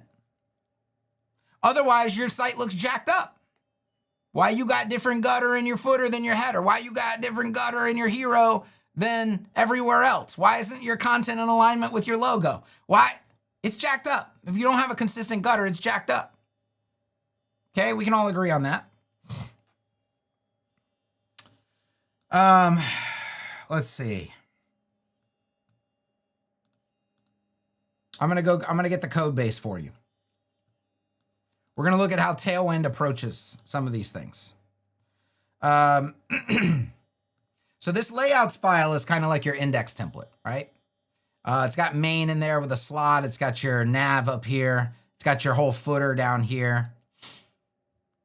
If you look in the nav, now the nav is easy to find because it actually has a semantics element name. Nav, like if you need to find the nav, you find the nav. Nobody had to name that. It's just this is how it works. I'm going to zoom in a little bit to make sure that we can all get this done. I'm also going to let's get as much real estate as we can. Okay, because you're going to need it. If you notice, things like to go off to the right. So here's the nav. Now there is. Let's find. Okay, here's a div, right? And you see this px4. Okay, that's padding on the inline axis of this value 4. By the way, none of this, it's all abstracted. It's mostly meaningless. You have to, like, what's the difference between 4 and 6? What are the actual values? You would have to go inspect it. Okay, so px4. And then you're going to come down and you're going to see in the footer px4 used again. And so this is what I meant by there's no, like, okay, if you wanted to apply the gutter to a container in automatic CSS, you would apply the variable gutter to the inline axis of padding. Padding inline gutter. Hey, I need my gutter. What are we using for the gutter? Doesn't matter what we're using. It's just called the gutter. Apply the gutter. Okay? That's very understandable. That's very consistent. It's very easy. In Tailwind, the approach is let's decide what padding value we're going to use and copy and paste that everywhere. So when I come back to this project in 6 months and I go to make a new section, I can't just make a new section. First, I have to see what's the inline padding value where you, oh, yeah. px4. Okay, now I go use px4. Oh shit, what's the block padding we've been using in all the other sections like this? Okay, I'm gonna go look. Oh, that's py12. Okay, I can use py12. This is what I meant by lookups. Just to do standard shit, you gotta do lookups because they're not named. Because naming things is bad, you know? Now you can tokenize these things. You can tokenize these things in Tailwind, but you have to use a different syntax and you have to go back to the config file. You have to, bear with me, kind of have some semblance of a global style sheet. You got to do the one thing they said you shouldn't have to do that you didn't have to do. Remember that? Remember the promise they made? You kind of have to do that. Big config file. Got to switch back to it every time you need to reference something or change something or whatever. Kind of similar. Not exactly the same. Kind of similar. But this is what I mean. So if you needed to update your site's gutter, I mean, what even is the approach? Let's go to chat. And I'm going to go to ask, okay? I want to update the website's gutter. What's the recommended approach for doing this? Right now, we're using PX4. Okay.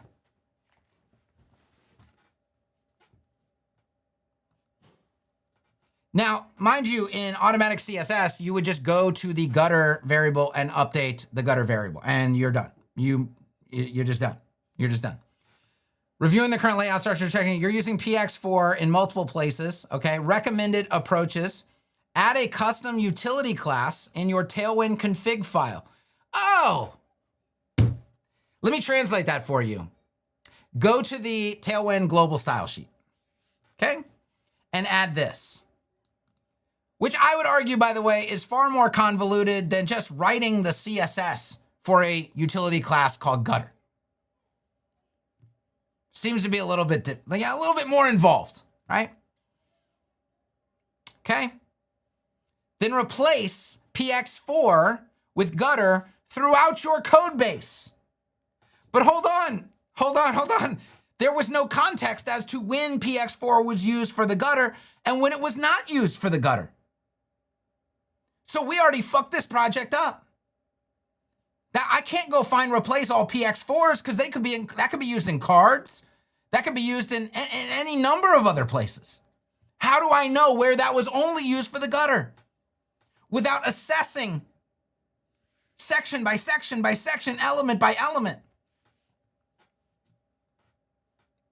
Alternative CSS variable approach. Oh, yeah. Go back to global CSS. Do all the things you normally would have done with vanilla CSS. Not really, this is dumb too. This should just be a clamp function. And then use PX var gutter in your classes. So use Tailwind's approach to a custom value inside of a utility class. Brand new syntax that nobody's ever seen or heard of, by the way. Alternative, container plugin. Use Tailwind's container plugin with custom padding. Then use container class instead of this set of classes. So all I'm doing is identifying a very common scenario where, because we've decided to deviate so much from vanilla CSS, we are met with a problem that is solved long ago. I mean, this is not a problem that anybody has in vanilla CSS land. This is just not a problem. In Tailwind, it's a problem. It's an objective problem. And all the solutions to the problem are essentially, Kevin, just do it like you would do it in vanilla, but then use our weird syntax. That's crazy. That's crazy. All right, I asked what we should change. Couldn't you just have a separate style sheet for global things for Tailwind instead of a dumb config file, making it clear? Yeah, you absolutely could. You absolutely could. Like, they're like, look, Tailwind is going to solve so many of your problems. And then the very first thing on a website where I'm just asking a question like, hey, how do we get a consistent gutter on this website? And they go, oh, well, I mean, okay, I guess you should use vanilla CSS for that. Whoa, you designed this whole system and you can't answer the first question I have about the project and how to do this in a scalable, maintainable way? It failed at question number 1? That we got to go back to the language you're abandoning to get the solution? Stop. This can't be the scenario that we're still fighting over here. And this is what I mean. Like, CSS solved the problem. CSS gave you variables. See, this used to be a problem in CSS. Before variables, this was still a legitimate problem. The problem was not solved by inventing a new language and syntax and approach. The problem was solved by the spec.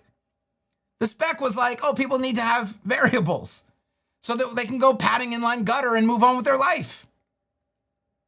They can use section block M, section block L, whatever they want to use, and They can define their own. And then people can come along and build frameworks to say, hey, here's what we should name these things. And then other people go, well, that's not perfect, but it makes total sense. I'm going to adopt that too. It's not exactly how I want it, but it's so close enough and it solves so many other problems that we're facing. I'm going to adopt that too. I'm going to jump on board with that framework. But this framework completely deviated. And it creates a whole host of new problems.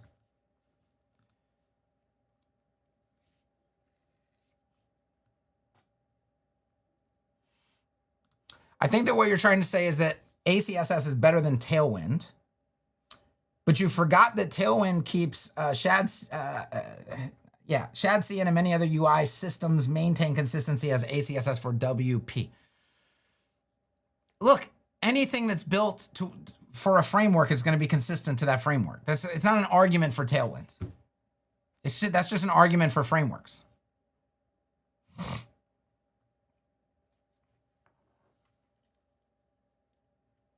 What are people saying in the chat? Yes, okay. So agree for page builders, but for component-based JSX, you do per component, for example, or container queries, so it's more atomic. But no. That's the gutter is not it's not really a component situation in a lot of cases, right? Like this footer is not a component. It's just HTML in an index file, right? In like a template file. And so this footer and this header have this statically defined gutter that's also statically defined in other pages. If we go to the index page and take a look at what's going on here, here's a hero section. Okay. Inset. Here's the PX4 again. And I don't even know why the gutter is on here, because this div is absolutely positioned. And so this is creating the background image. So this div, there's like a container inside the section that sets the gutter, which is already a problem. That's already an anti-pattern. Most people don't know that. This is a common mistake where you have an inner wrapper that sets the gutter. That's an anti-pattern, and that's a big problem. So the fact that the AI wrote this on this inner div is a dumb approach. And I say dumb because, like, you can, I will get on video and I will show clearly. I'll be like, here's A, here's B.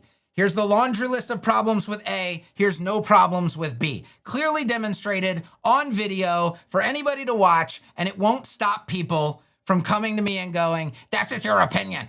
That's just your opinion. No, it's not my opinion. It's a visual demonstration of the problem and the solution. If you think that's an opinion, you must be dumb. Like, that's just the conclusion I have to come to. Like, you just must be dumb. You're either dumb or you're lying. Which one is it?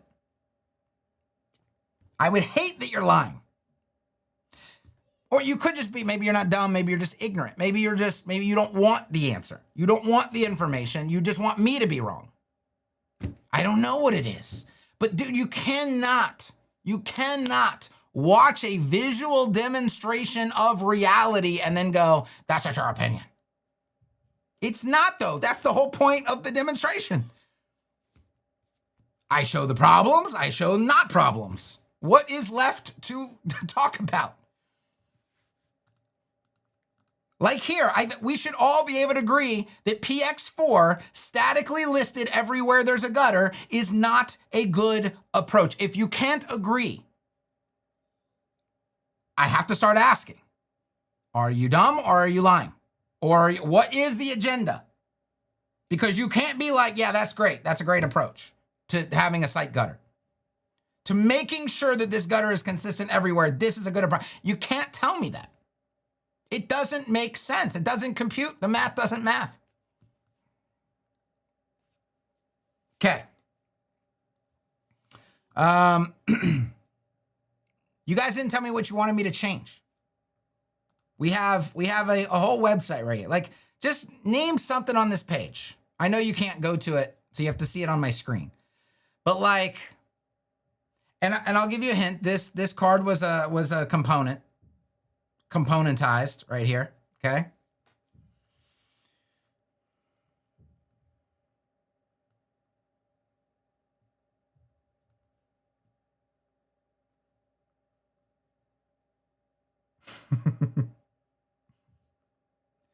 What is Yabe up to? Where's Yabe? Has he said anything? Looks like you only want to, okay. It's free and fully open source. Try different argument to tease me. Let's go find it. Has Yabe WP made any semblance of an argument? If it supports valid class name, I will not bother here. Okay, I don't even know. You said beta, you had context as written valid class name or done because Tailwind used it. Now you became more like, I don't know what you're talking about. I'm here so his article or start the game. You can't start the game with that article if Etch doesn't allow to use valid class name on HTML selector or on HTML editor. Oh, I know who this is. Oh, I know who this is. He thinks that MD colon something something is a valid class name. I've already.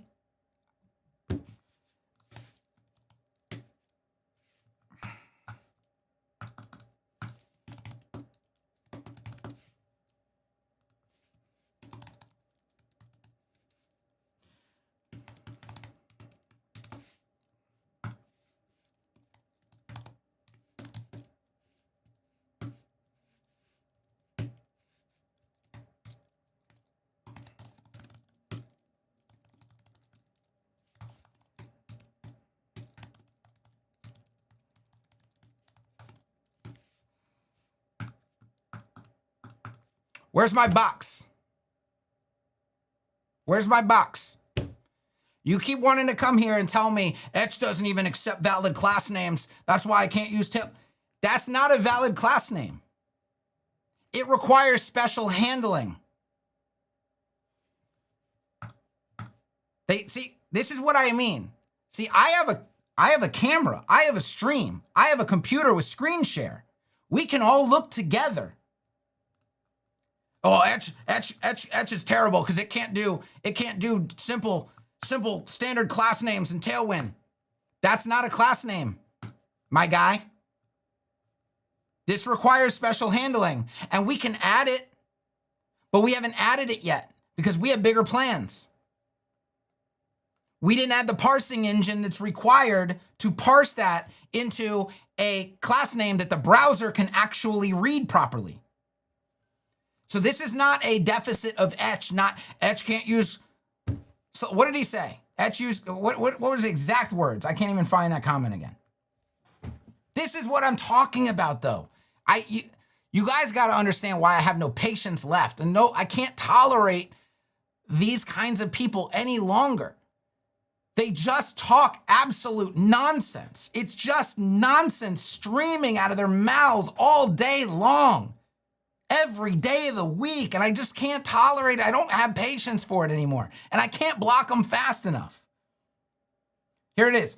Why Etch? Why can't, I'm going to translate this for you. Why can't Etch write a valid class name? It's not a valid class name. I believe you have to escape it, right? You have to do some sort of bullshit escape. There it is. You have to escape the colon. But you can't just write it and it works. It's not vanilla. Nobody teaches this.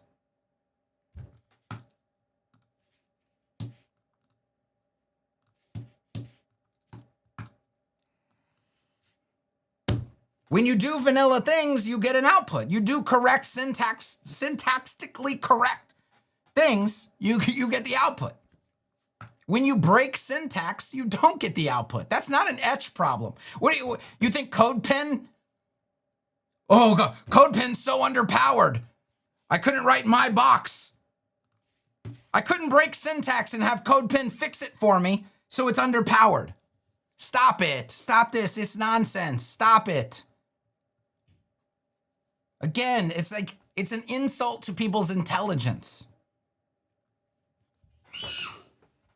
My kids are now in MMA mode outside the door. Okay. Yeah, Yabe is like, I think we can mute Yabe here. Just ignore him now, because this is what happens when you come in and this is the arguments you make. This is the point you try to make, which is so easily debunked. As if I'm not sitting here with screen share.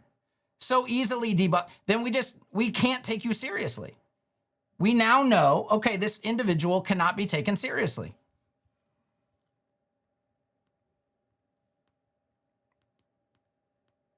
All right. Let's go to, I don't know. Nobody told me to.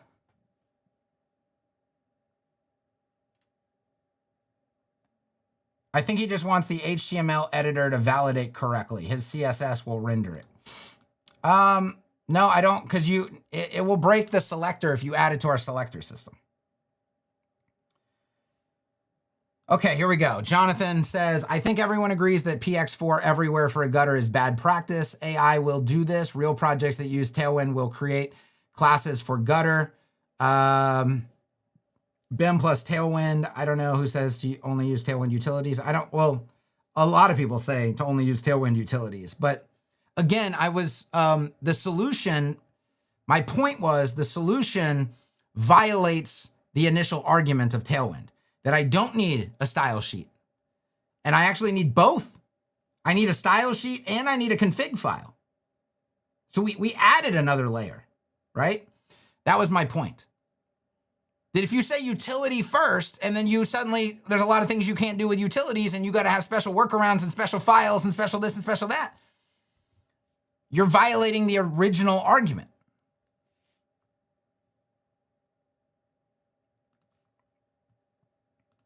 Yeah, because it's not a valid selector. That's why. And the thing is we've already discussed how Tailwind is going to work, and there's going to be, we're building our own Tailwind integration. And when we have that Tailwind, which is bad news for you, because I know you want to sell people your Tailwind integration.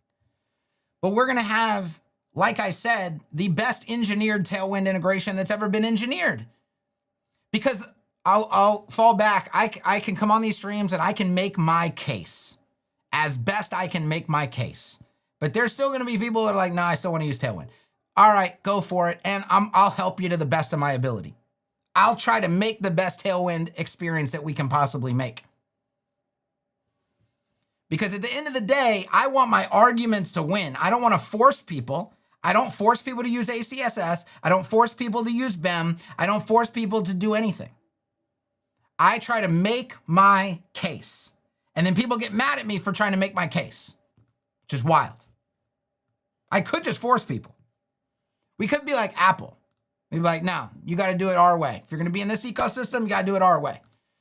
It's not what we're doing. We're not taking that route. So you have to deal with the streams like this, where I get on and vibrantly argue my case to convince as many people as I can possibly convince, because I do believe that going the Tailwind route in an environment like this would be an objectively bad way to go.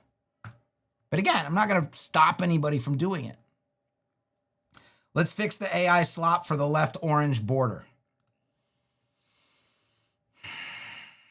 I think you mean this left green border.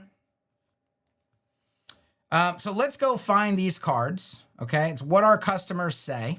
Now, nothing is named, so you got to use context clues, right? Like what our customers say.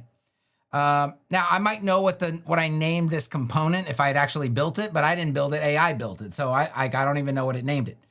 But we'll go back in. Okay, let's go pages, index. Here's the services section. Here's okay, those are all the cards and services. Here's the why choose us section. Now, what I probably need to do, because this is not a visual development environment, let me turn off this cursor thing, turn Pro Mouse off so we're not drawing on the screen. I can put these windows side by side, okay? This might help a little bit here. Let's close the chat. And what our customers say, okay? There we go. So we found the testimonial section. Okay. And this is what we're interpreting. So again, I see a lot of divs. okay? And I see classes, but nothing has a name. Oop, I see some stars.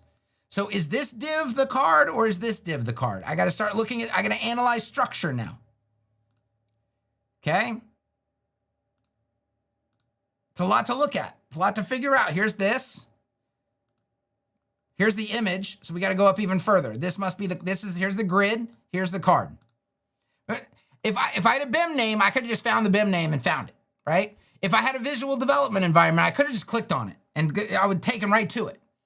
But we don't have any of that in this environment. So you got to analyze, you got to sit here and decipher. So we see that here are all the styles for this card. So the background's white, I see that. Rounded large, I see that. I see it's got a shadow. It's got overflow hidden. It's got a border L4, so that's border left 4. So here's your border right here. And nothing disappeared. Border green. Okay, you got to remove both. So one controls the thickness and one controls the color. Now that removed it from one card. Now for some reason, AI componentized the card up here, but does not appear to have componentized this card. So what I would want to do if I want to, and this is where I said relies on multi-cursor editing. If this is not a component, now you could make it a component. They would all update. I'll show you that on the card above.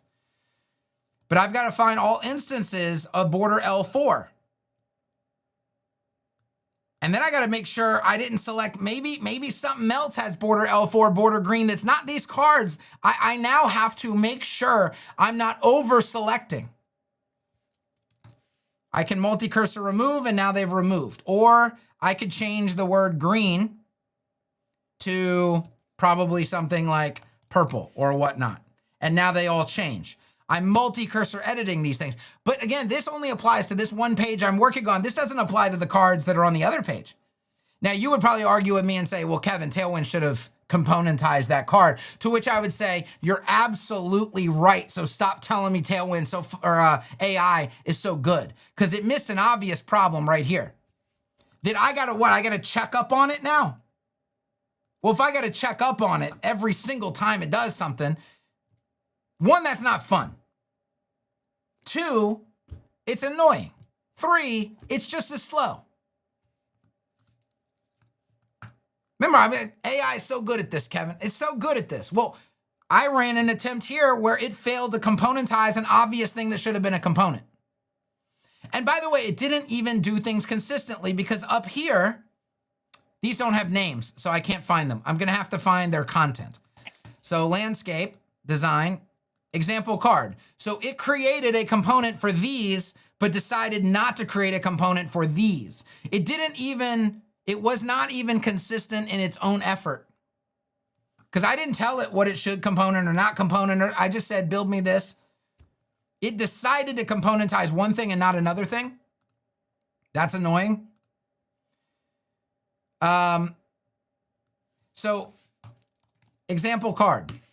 Here's that component right here. Now, was it hard to switch files? No. But it is a context switch because now I'm looking at this file and I can't see the file I just came from any longer. Now I've got to rely on having multiple windows open. But then I'm starting to run out of real estate, my friends. I can only have so much shit that I'm looking at once. You know what I'm saying? But if I came in, these are the cards up here. And I wanted to not have the shadow and I wanted to not have the rounded corners. I could update here and all that stuff goes away. Now, this is still a very simple card, right? There's not a lot going on. Get into pseudo elements, get into container queries, get into media queries, get into component variations, you get into all that stuff. You are going to be Let's go to Claude real quick. I mean, this is very, very simple. Show me an example of a card in Tailwind. Isolate the card HTML. Don't give anything else. That has media and transitions and goes from stacked orientation to an inline orientation at a specific container query. I don't care what the values are or what the card looks like. I just want an example. Also, I want the entire card to be clickable, based not on wrapping the card in a link, but making the heading of the card a link that extends to the clickable area of the card. And I want the card to have hover styles and focus styles. Make sure it's accessible. Boom. Let's just see what it spits back here.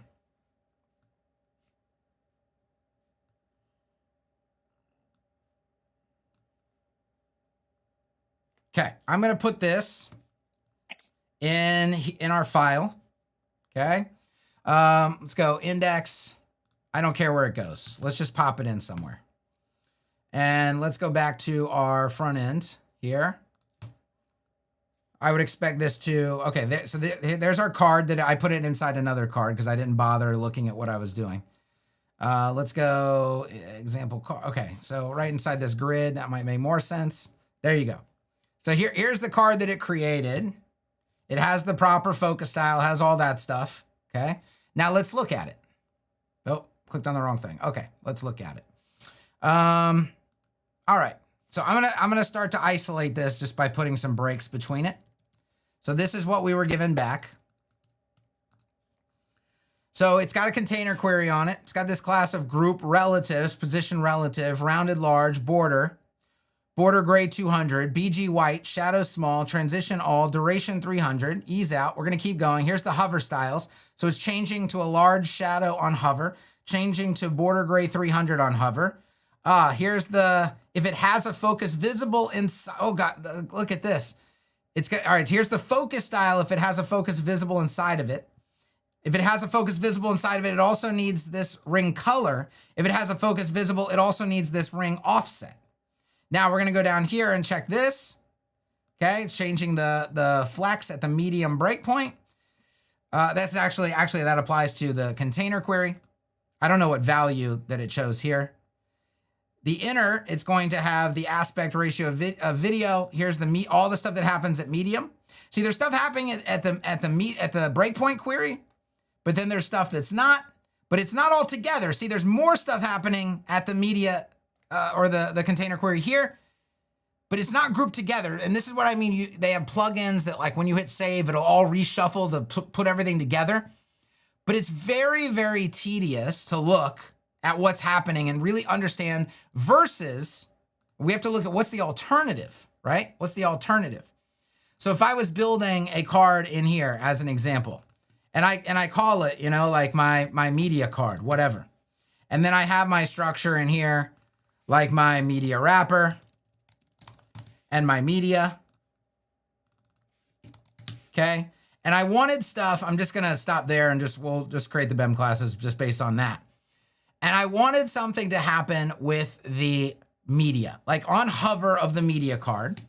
I say, hey, when we hover this card, and then I'm gonna do a bunch of stuff, right? Like I might change the background color. I'm just gonna put a bunch of nonsense in here for right now. I might change the border color, okay? Pink. So when I hover the media card, I'm gonna do these things. What I'm arguing it as, and this is nesting. Remember, they used to compare Tailwind to vanilla CSS, but that was before nesting. See, with nesting, it doesn't matter how complex these hover styles get. They're all contained in this block where everybody can see, here's all the things that are happening when this card gets hovered. And then I can also say, by the way, also, when focus is visible or focus within, like we were doing before, okay? So now I'm taking all these styles and I'm saying also when I focus within. The focus within and the hover styles had to be separate in Tailwind. So now they're trying to decipher, do I have everything right? Are the same things happening on focus within that are happening on hover? And I'm trying to read this long list of classes where they're all separated. This is way more clear, way easier to look at, way easier to read. When I have a container query, when I say, hey, insert the has-me, insert a container query, I can see, okay, when the inline size is greater than 800, let's say, here's all the things that are going to happen. All the things that happen here. Nesting itself is a game changer. Nesting is one of the best improvements to vanilla CSS that solves so many problems we used to have. Where you used to have to do this, and this is what they're arguing against, okay? I'm not gonna style it, but I'm gonna show you. You would have something like this. You would have my card. Here's some styles for my card. Then you would have my card hover. And then you would have to say my card again. And you would have to say focus within and put all the styles there. Then you would have to come out here and you would have to do a container. And you would have to do your like min widths, actually I think it's min inline, or no, just do inline size. Inline size greater than, because once we changed the syntax, that became a lot easier too.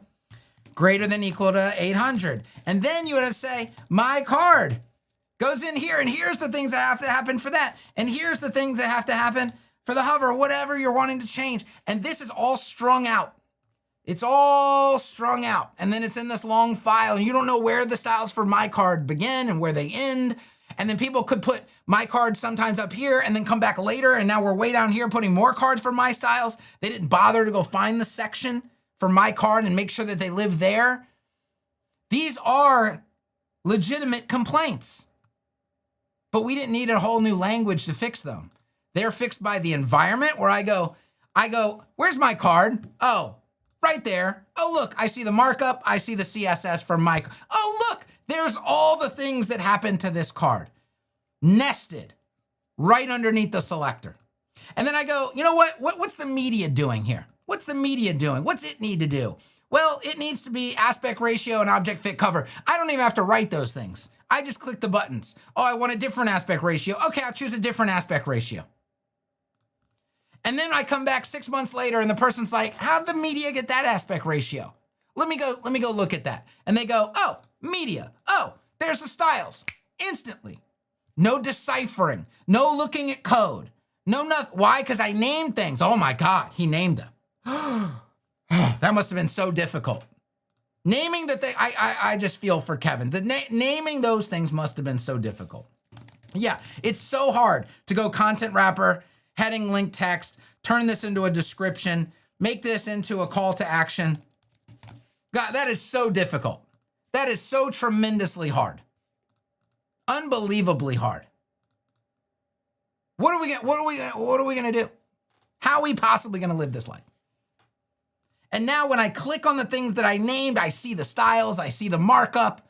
I'm taken right to the problems are solved by the environment. The environment solves the problems. I don't have to write the HTML. I don't have to write the CSS. I can instantly get to anywhere in the structure. I have things named so it's nice and easy to see what's going on. Everything is nested where it needs to be nested. Everything lives together, and it tree shakes, and it's exportable. What are we doing? What are we doing? I have an infinite canvas. You need a breakpoint here? Hit the button. There it is. Breakpoint right there. You want another breakpoint down here? Click the button again. There it is. Oh, you wanted a container query for when the media object right there, the thing you have selected, is that value instead of the canvas. Hit the container query button. There you go. 303. 303. You want the media to change here based on a container query? Click the button again. 701, 701. This is innovating environments to overcome common problems. We don't need new languages to do it. We need better environments. That's why I say this is unbeatable. It solves all the common problems and doesn't introduce any new ones. Tailwind solved a bunch of problems and introduced a bunch of new ones. Okay.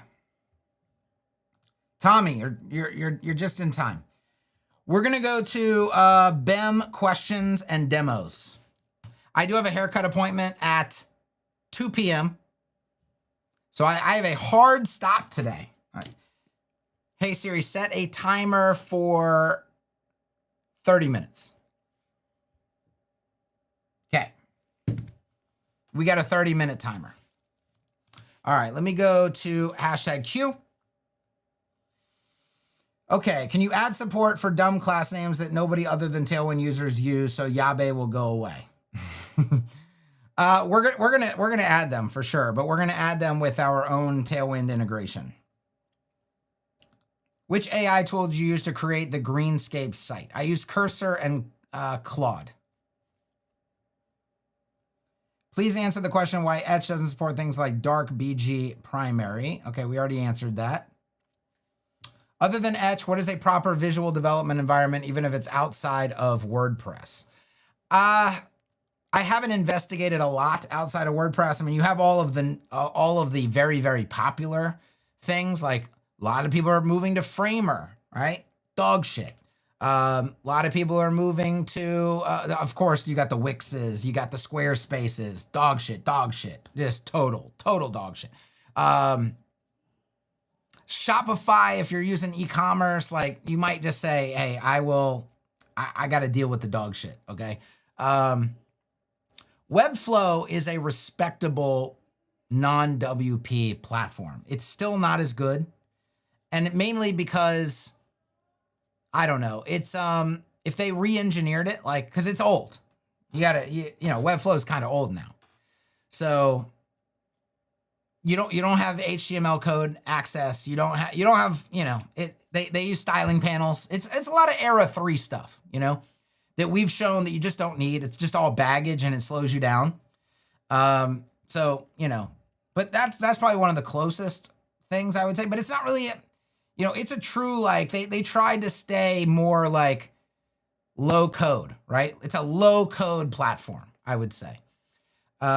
Whereas it's best to be in a platform that gives you access to the code. And I don't know of one that does it. PineGrow, in terms of just raw development power, but it looks like it's from 1997. I mean, it's just really, it's atrocious to use. The UX is like, who would do that to themselves? I don't know. There's some that, you know, give you similar power, but the UIs, UXs are, it's, you know, it's not great. It's not fun. It's not fun. How would you go about creating a ULLI article and style the card with a grid subgrid so the heading, H2, description, CTA are all equally positioned and use BEM? Well, I actually did a tutorial on that exact scenario.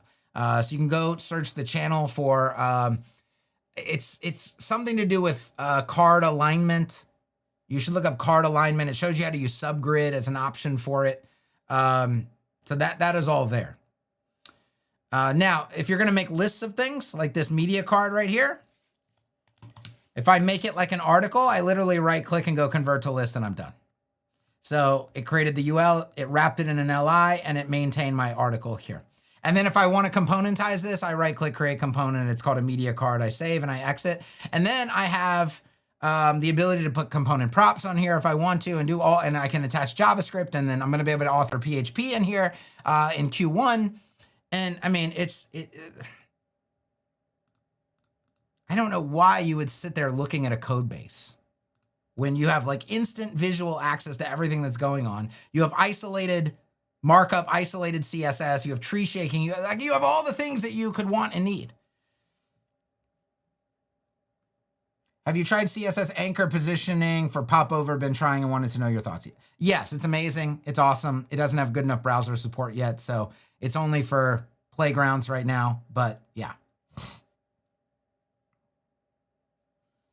I find myself wanting to use anti-gravity cursor to write things, AI agents, format prettier, and linters. Will Etch have these? Etch will have linting, Etch will have formatting, and it will have AI. for sure. But I'm just going to tell you right now, like when you know what you're doing, AI is very empowering if the person isn't good at writing the stuff. And remember, in a visual development environment, Etch writes the HTML for you, and it writes the CSS for you. So you're not even doing a lot of writing anymore. But you still got to know what you're doing, right? So if you're still like, say, an intermediate or something, you might feel like, well, AI really speeds me up. AI really does a lot of things I don't quite know how to do. And that may be very true. But I will tell you, if you are somebody that, if you get really good at the skill part of it, at least for me, because I have used AI for various things. And I've also used it for stuff I'm not particularly good at too, just as an experience with it. And even when it can do things that I'm not good at, like for example, okay, I am not a Svelte person. I mean, Etch is built in Svelte, automatic CSS is built in Svelte. There will be times where I'm like, I wonder if I can just do this little thing. And so I ask AI, like, hey, how would this thing be done in Svelte if I wanted to add it? And it's off going, okay, well, these things are gonna have to change in this file, these things are gonna, and right away, it's changing things in 4 different files. And I'm thinking to myself, that's quite dangerous because I don't actually know what it's about to do. And I could sit here and decipher it, and I could try to learn it, and I could try to do all that. But I don't know. When I pull the trigger on this, I just don't exactly know what the ramifications are. Now, we have a bunch of automated testing, and maybe tests start to fail if something definitely goes wrong, and then that can allude to it. But now I'm in a whole nother situation. And now it's offering to change tests, and I don't know. Is that even safe? I don't know that that's a good idea. I don't know that we should be doing that, Claude. And so what I find myself in is 2 separate situations that I can pull the trigger and submit it as a PR for, and I know what's going to happen. I mean, I'm just subjecting myself to, why don't I just ring up Reinhard or Chris or Waji on Zoom and be like, just tell me how dog shit this is. Just tell me how bad this is, right? Just however you want to insult me, go ahead and do it before I put this PR in. Because if I put the PR in, I know I'm going to get the ping, you know? And Kevin, what are you doing again? What are you doing? Now, I'm painting a scenario for you for entertainment purposes. The point is, one, if you're not in command of the code base, changing things is quite dangerous, okay? And 2, the biggest part of this, for as empowering as this feels, look at all the things it allows me to do. It's not fun. Trying to talk to AI, how do I recommunicate this so it gets it? Why won't it make that change? Why is it failing? Why won't it just listen? And now I'm like breaking it down into teeny tiny bit. Okay, maybe if it's a teeny tiny little thing, maybe it'll get that right. Okay, and then I'm gonna do this teeny tiny bit, and then I'm gonna do this tiny, and I'm constantly just talking and talking and talking and reiterating and trying to craft the perfect prompt. And that is not the game I signed up for. That game is not particularly fun. It's frustrating. If I should probably just take the time to learn the language at that point, instead of fighting with this bot that's trying to do these things for me when I'm obviously either having trouble communicating with it or it's just not very good. And then even if it is good, do I even know it's good? I don't know what the ramifications are. Now, if it's your own app and you have 0 users and you don't give a fuck, it seems really empowering. But once you have a user base and there's actual consequences of doing things wrong, it doesn't feel so empowering anymore. It feels a lot like, I can't pull the trigger on that. That looks dangerous. And now what? I'm back in the seat of like, I don't know that I even belong in this code base.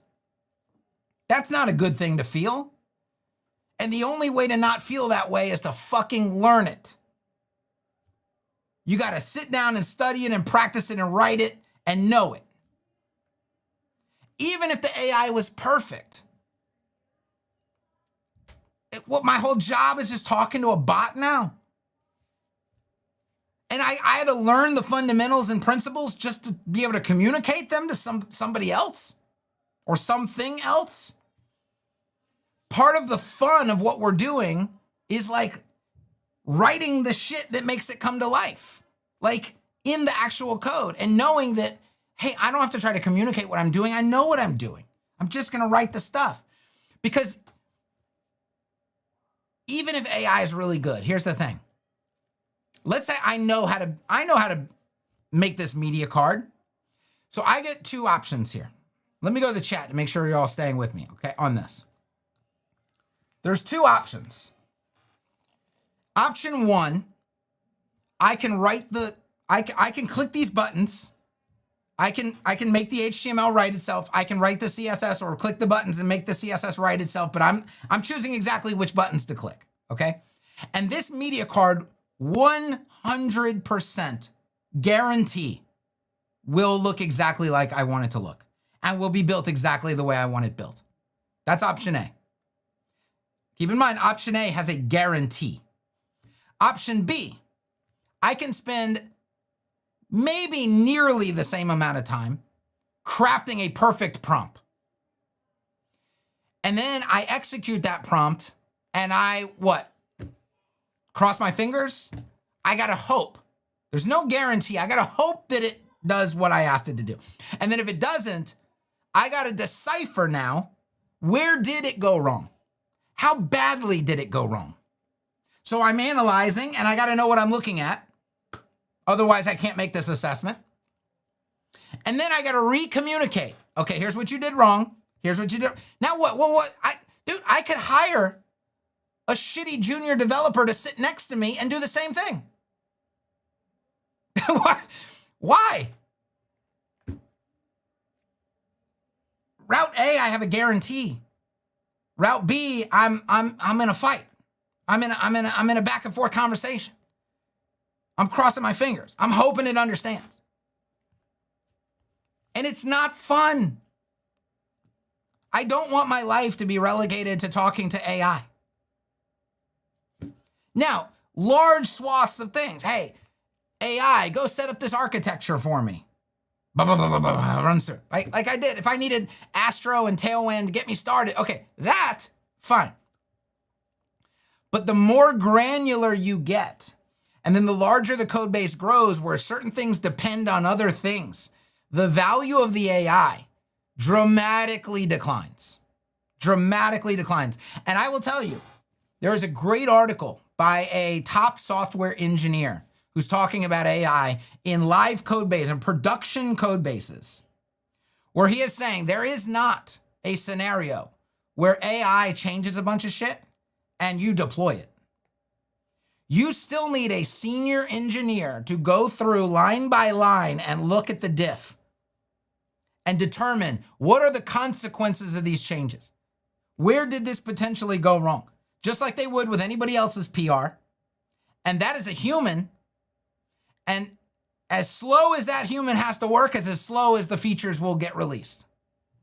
And at the end of the day, if there's a whole bunch of changes that need to be made and then you send it back, you kind of want to know you're sending it back to a human who can actually make the change. It's not as valuable as people make it out to be, because there's still the inherent bottlenecks of, if this is production code that actually has consequences, somebody's got to look at it and somebody's got to recognize it's either right or wrong. And that time alone takes skill and time. They want to paint this as this, yeah, it just does a bunch of things and you deploy it and all is well in the world. But that's not how it works. This is not how it works. I also don't think you can get the eureka moment of coding with using AI vibe coding. It's magical when you feel it. Try something and figured it out. Yeah.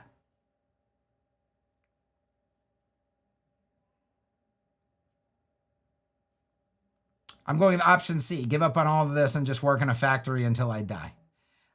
I wouldn't go to a factory. I mean, that'll definitely be taken over by the physical robots, you know?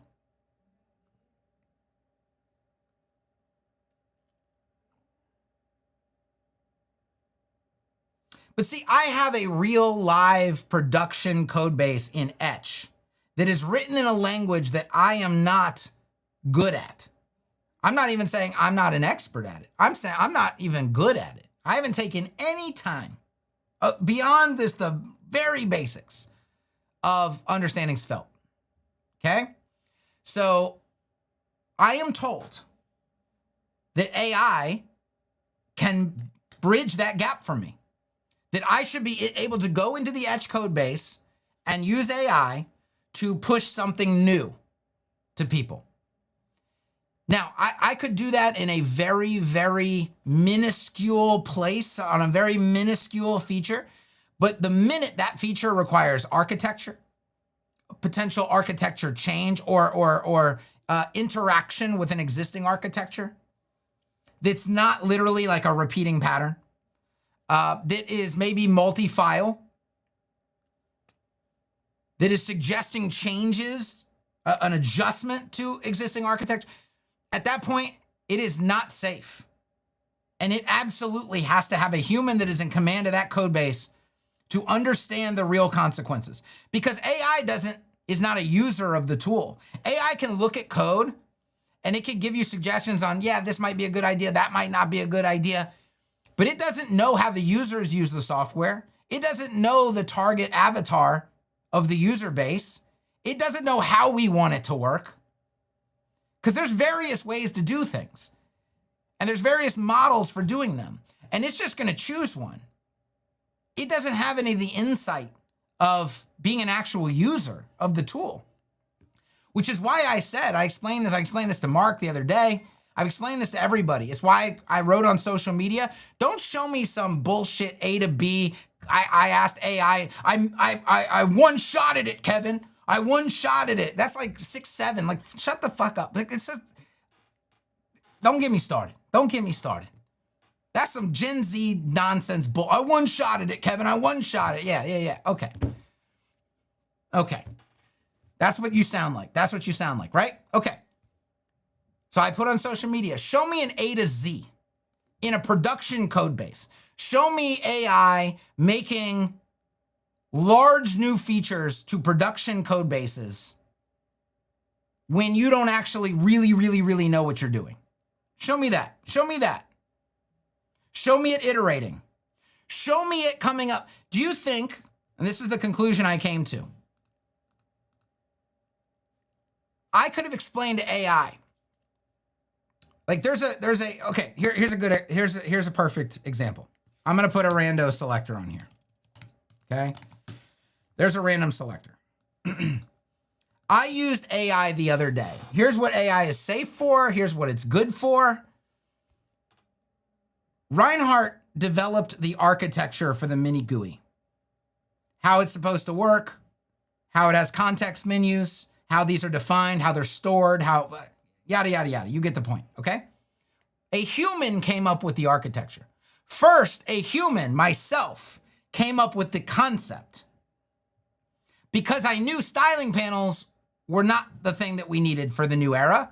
We needed something better and different. And I knew what the problems were as a user and as an overseer of an interactor with hundreds of thousands of other users. I know what everybody's problems are. I know what the problems are. My brain, a human brain, came up with the concept for the solution. Reinhardt's brain came up with the architecture for the solution. And then I used AI to go, hey, look at this architecture. I want to add a new category for this. I want the icons to be this, this, and this. And I want the output properties to be this, this, and this. And it looked at the existing architecture and it goes, okay, I see the logic in this architecture. Very easy to add. Boom, boom, boom. It added it. I looked at it and I go, yep, that looks exactly like the other stuff that's there. Publish, boom, good to go. That is where AI is useful.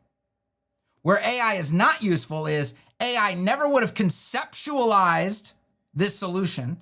AI never would have, I don't know what the architecture would have looked like if it tried to build it. But what it is good at is existing architecture made by a human with real logic, and it can repeat patterns. That's what it can do. It's really good at repeating patterns, okay? It's really good at, hey, I see the file system here. I'm going to add a new file into this folder. It looks like all the other files. I'm going to follow the same syntax I'm going to do. That is really, it's really good at all that stuff. It would not, for me to sit here knowing all the iteration we went through, knowing all of the Figma files that we went through. Look at the Figma file. Look, there's a gazillion screens trying different things, looking at different angles, pros and cons. How's this going to work? How's that going to work? How's this going to interact with that? There is no possible fucking way on earth that AI would have gotten anywhere near what we've got right here. It never would have it would have given me the same regurgitated bullshit that is in every other builder, because that's what it's really good at. It's really good at looking at what's everybody else doing. Let me steal that and let me do that for you. It's really good at that. It is not good at all at using any semblance of human logic to come up with something brand new. To know problems, analyze those problems, and come up with new approaches. We never would have got here. It's just not possible. Just not possible. And that's why I'm not super hype.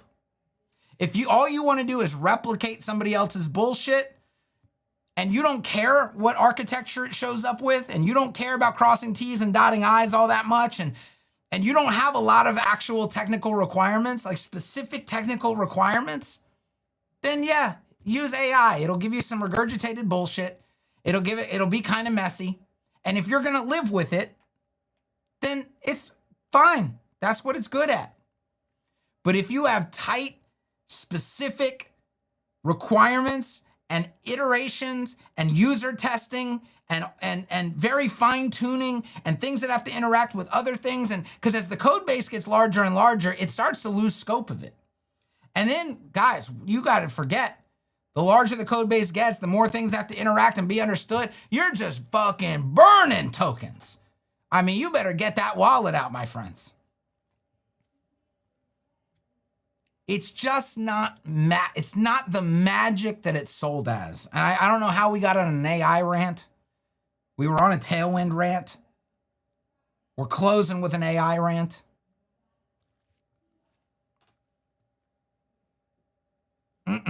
Okay, let's look at chat. We got a few minutes left. KG, if AI can code all the solutions, AI companies won't hire thousands of front-end devs. Yeah, that's a good point.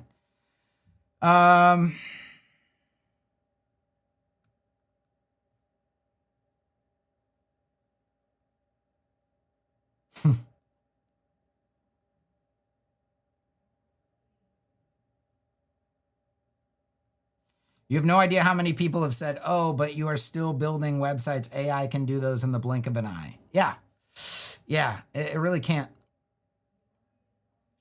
I mean, it will be able to. It will be able to do very basic things, very basic sites. The problem is, when you walk into a boardroom, and here's what nobody's going to do. Nobody's going to do this. Nobody's going to walk into a boardroom giving a presentation to the CEO, the CTO, the CMO, the entire C-suite, trying to land a $50,000 website contract or a $75,000 website contract or a $100,000 website contract, and essentially say, we're going to do this with AI, and you're going to have to make some concessions. The architecture might not be perfect. You're going to probably make some requests, and we're going to say, it's not great at those. You're going to have to live with some of the stuff that we do. We're going to get the major scope stuff done, but the fine granular stuff, you might just have to live with not having some of those exactly the way you want it. Like this is going to be your pitch? Nobody's making that pitch. Nobody's making that pitch. Rather, I would guesstimate that most agencies and freelancers don't want their clients to know how heavily they use AI. I would think that that's actually what's going on, which is interesting, right? If it's such a magic pill, it's so powerful, it's so this, it's so that, wouldn't you want to, you wouldn't have a problem just telling people that, right? And I don't think you want to be relegated to prompt. Do you want to show up at the office every day going like, cracking your knuckles? All right, 1,000 more prompts today. Where are my tokens? That's the kind of work you want to do? I don't know. Or you want a whole team doing that? You're going to be the brains of the operation and you just want a team that's burning tokens and prompting their entire life? I don't know what the objective is. What is the end goal? What is the end goal? I understand in a larger code base where, okay, I don't want to do repetitive stuff. But like, I want to still be the human making decisions and solving problems and achieving outcomes for clients. I don't want AI to do everything. I want it to help where it can help. I want it to get the hell out of the way when I want it to get the hell out of the way because I know what I'm doing and I can do it better and faster. I totally understand a hybrid approach. I do not understand the AI is going to do it all. I don't want it to. At that point, what? I'm going to go sit on a beach? I'm going to retire? What am I going to do? I want to work. I want to do something creative. I want to do something important. I don't want to go sit on a beach. I can't go on vacation as it is. My brain won't stop turning. Okay? Now, some of y'all are probably like, oh, I'd love to just go sit on a beach. I mean, okay. But what are we going to do at that point? You need universal basic income? Like, what are you going to do? What is the end game? Somebody paint the picture for me. I don't know what it is.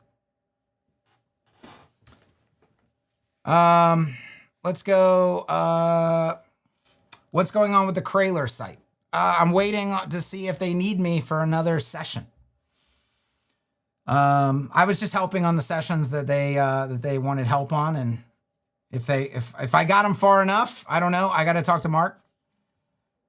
I'll go back for another session if we need to go back for another session, or if I got them far enough, and they'll take over from there. I don't know.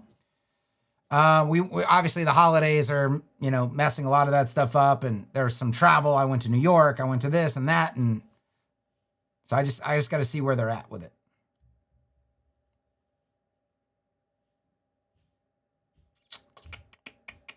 All right. Is there any last questions before we get out of here?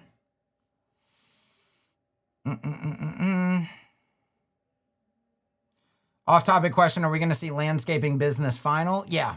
I've got to set aside some time.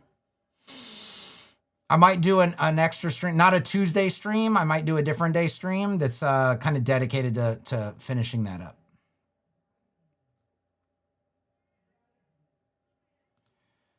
Really glad to hear this. I don't know why you don't have a username. This happened to a couple people the other day.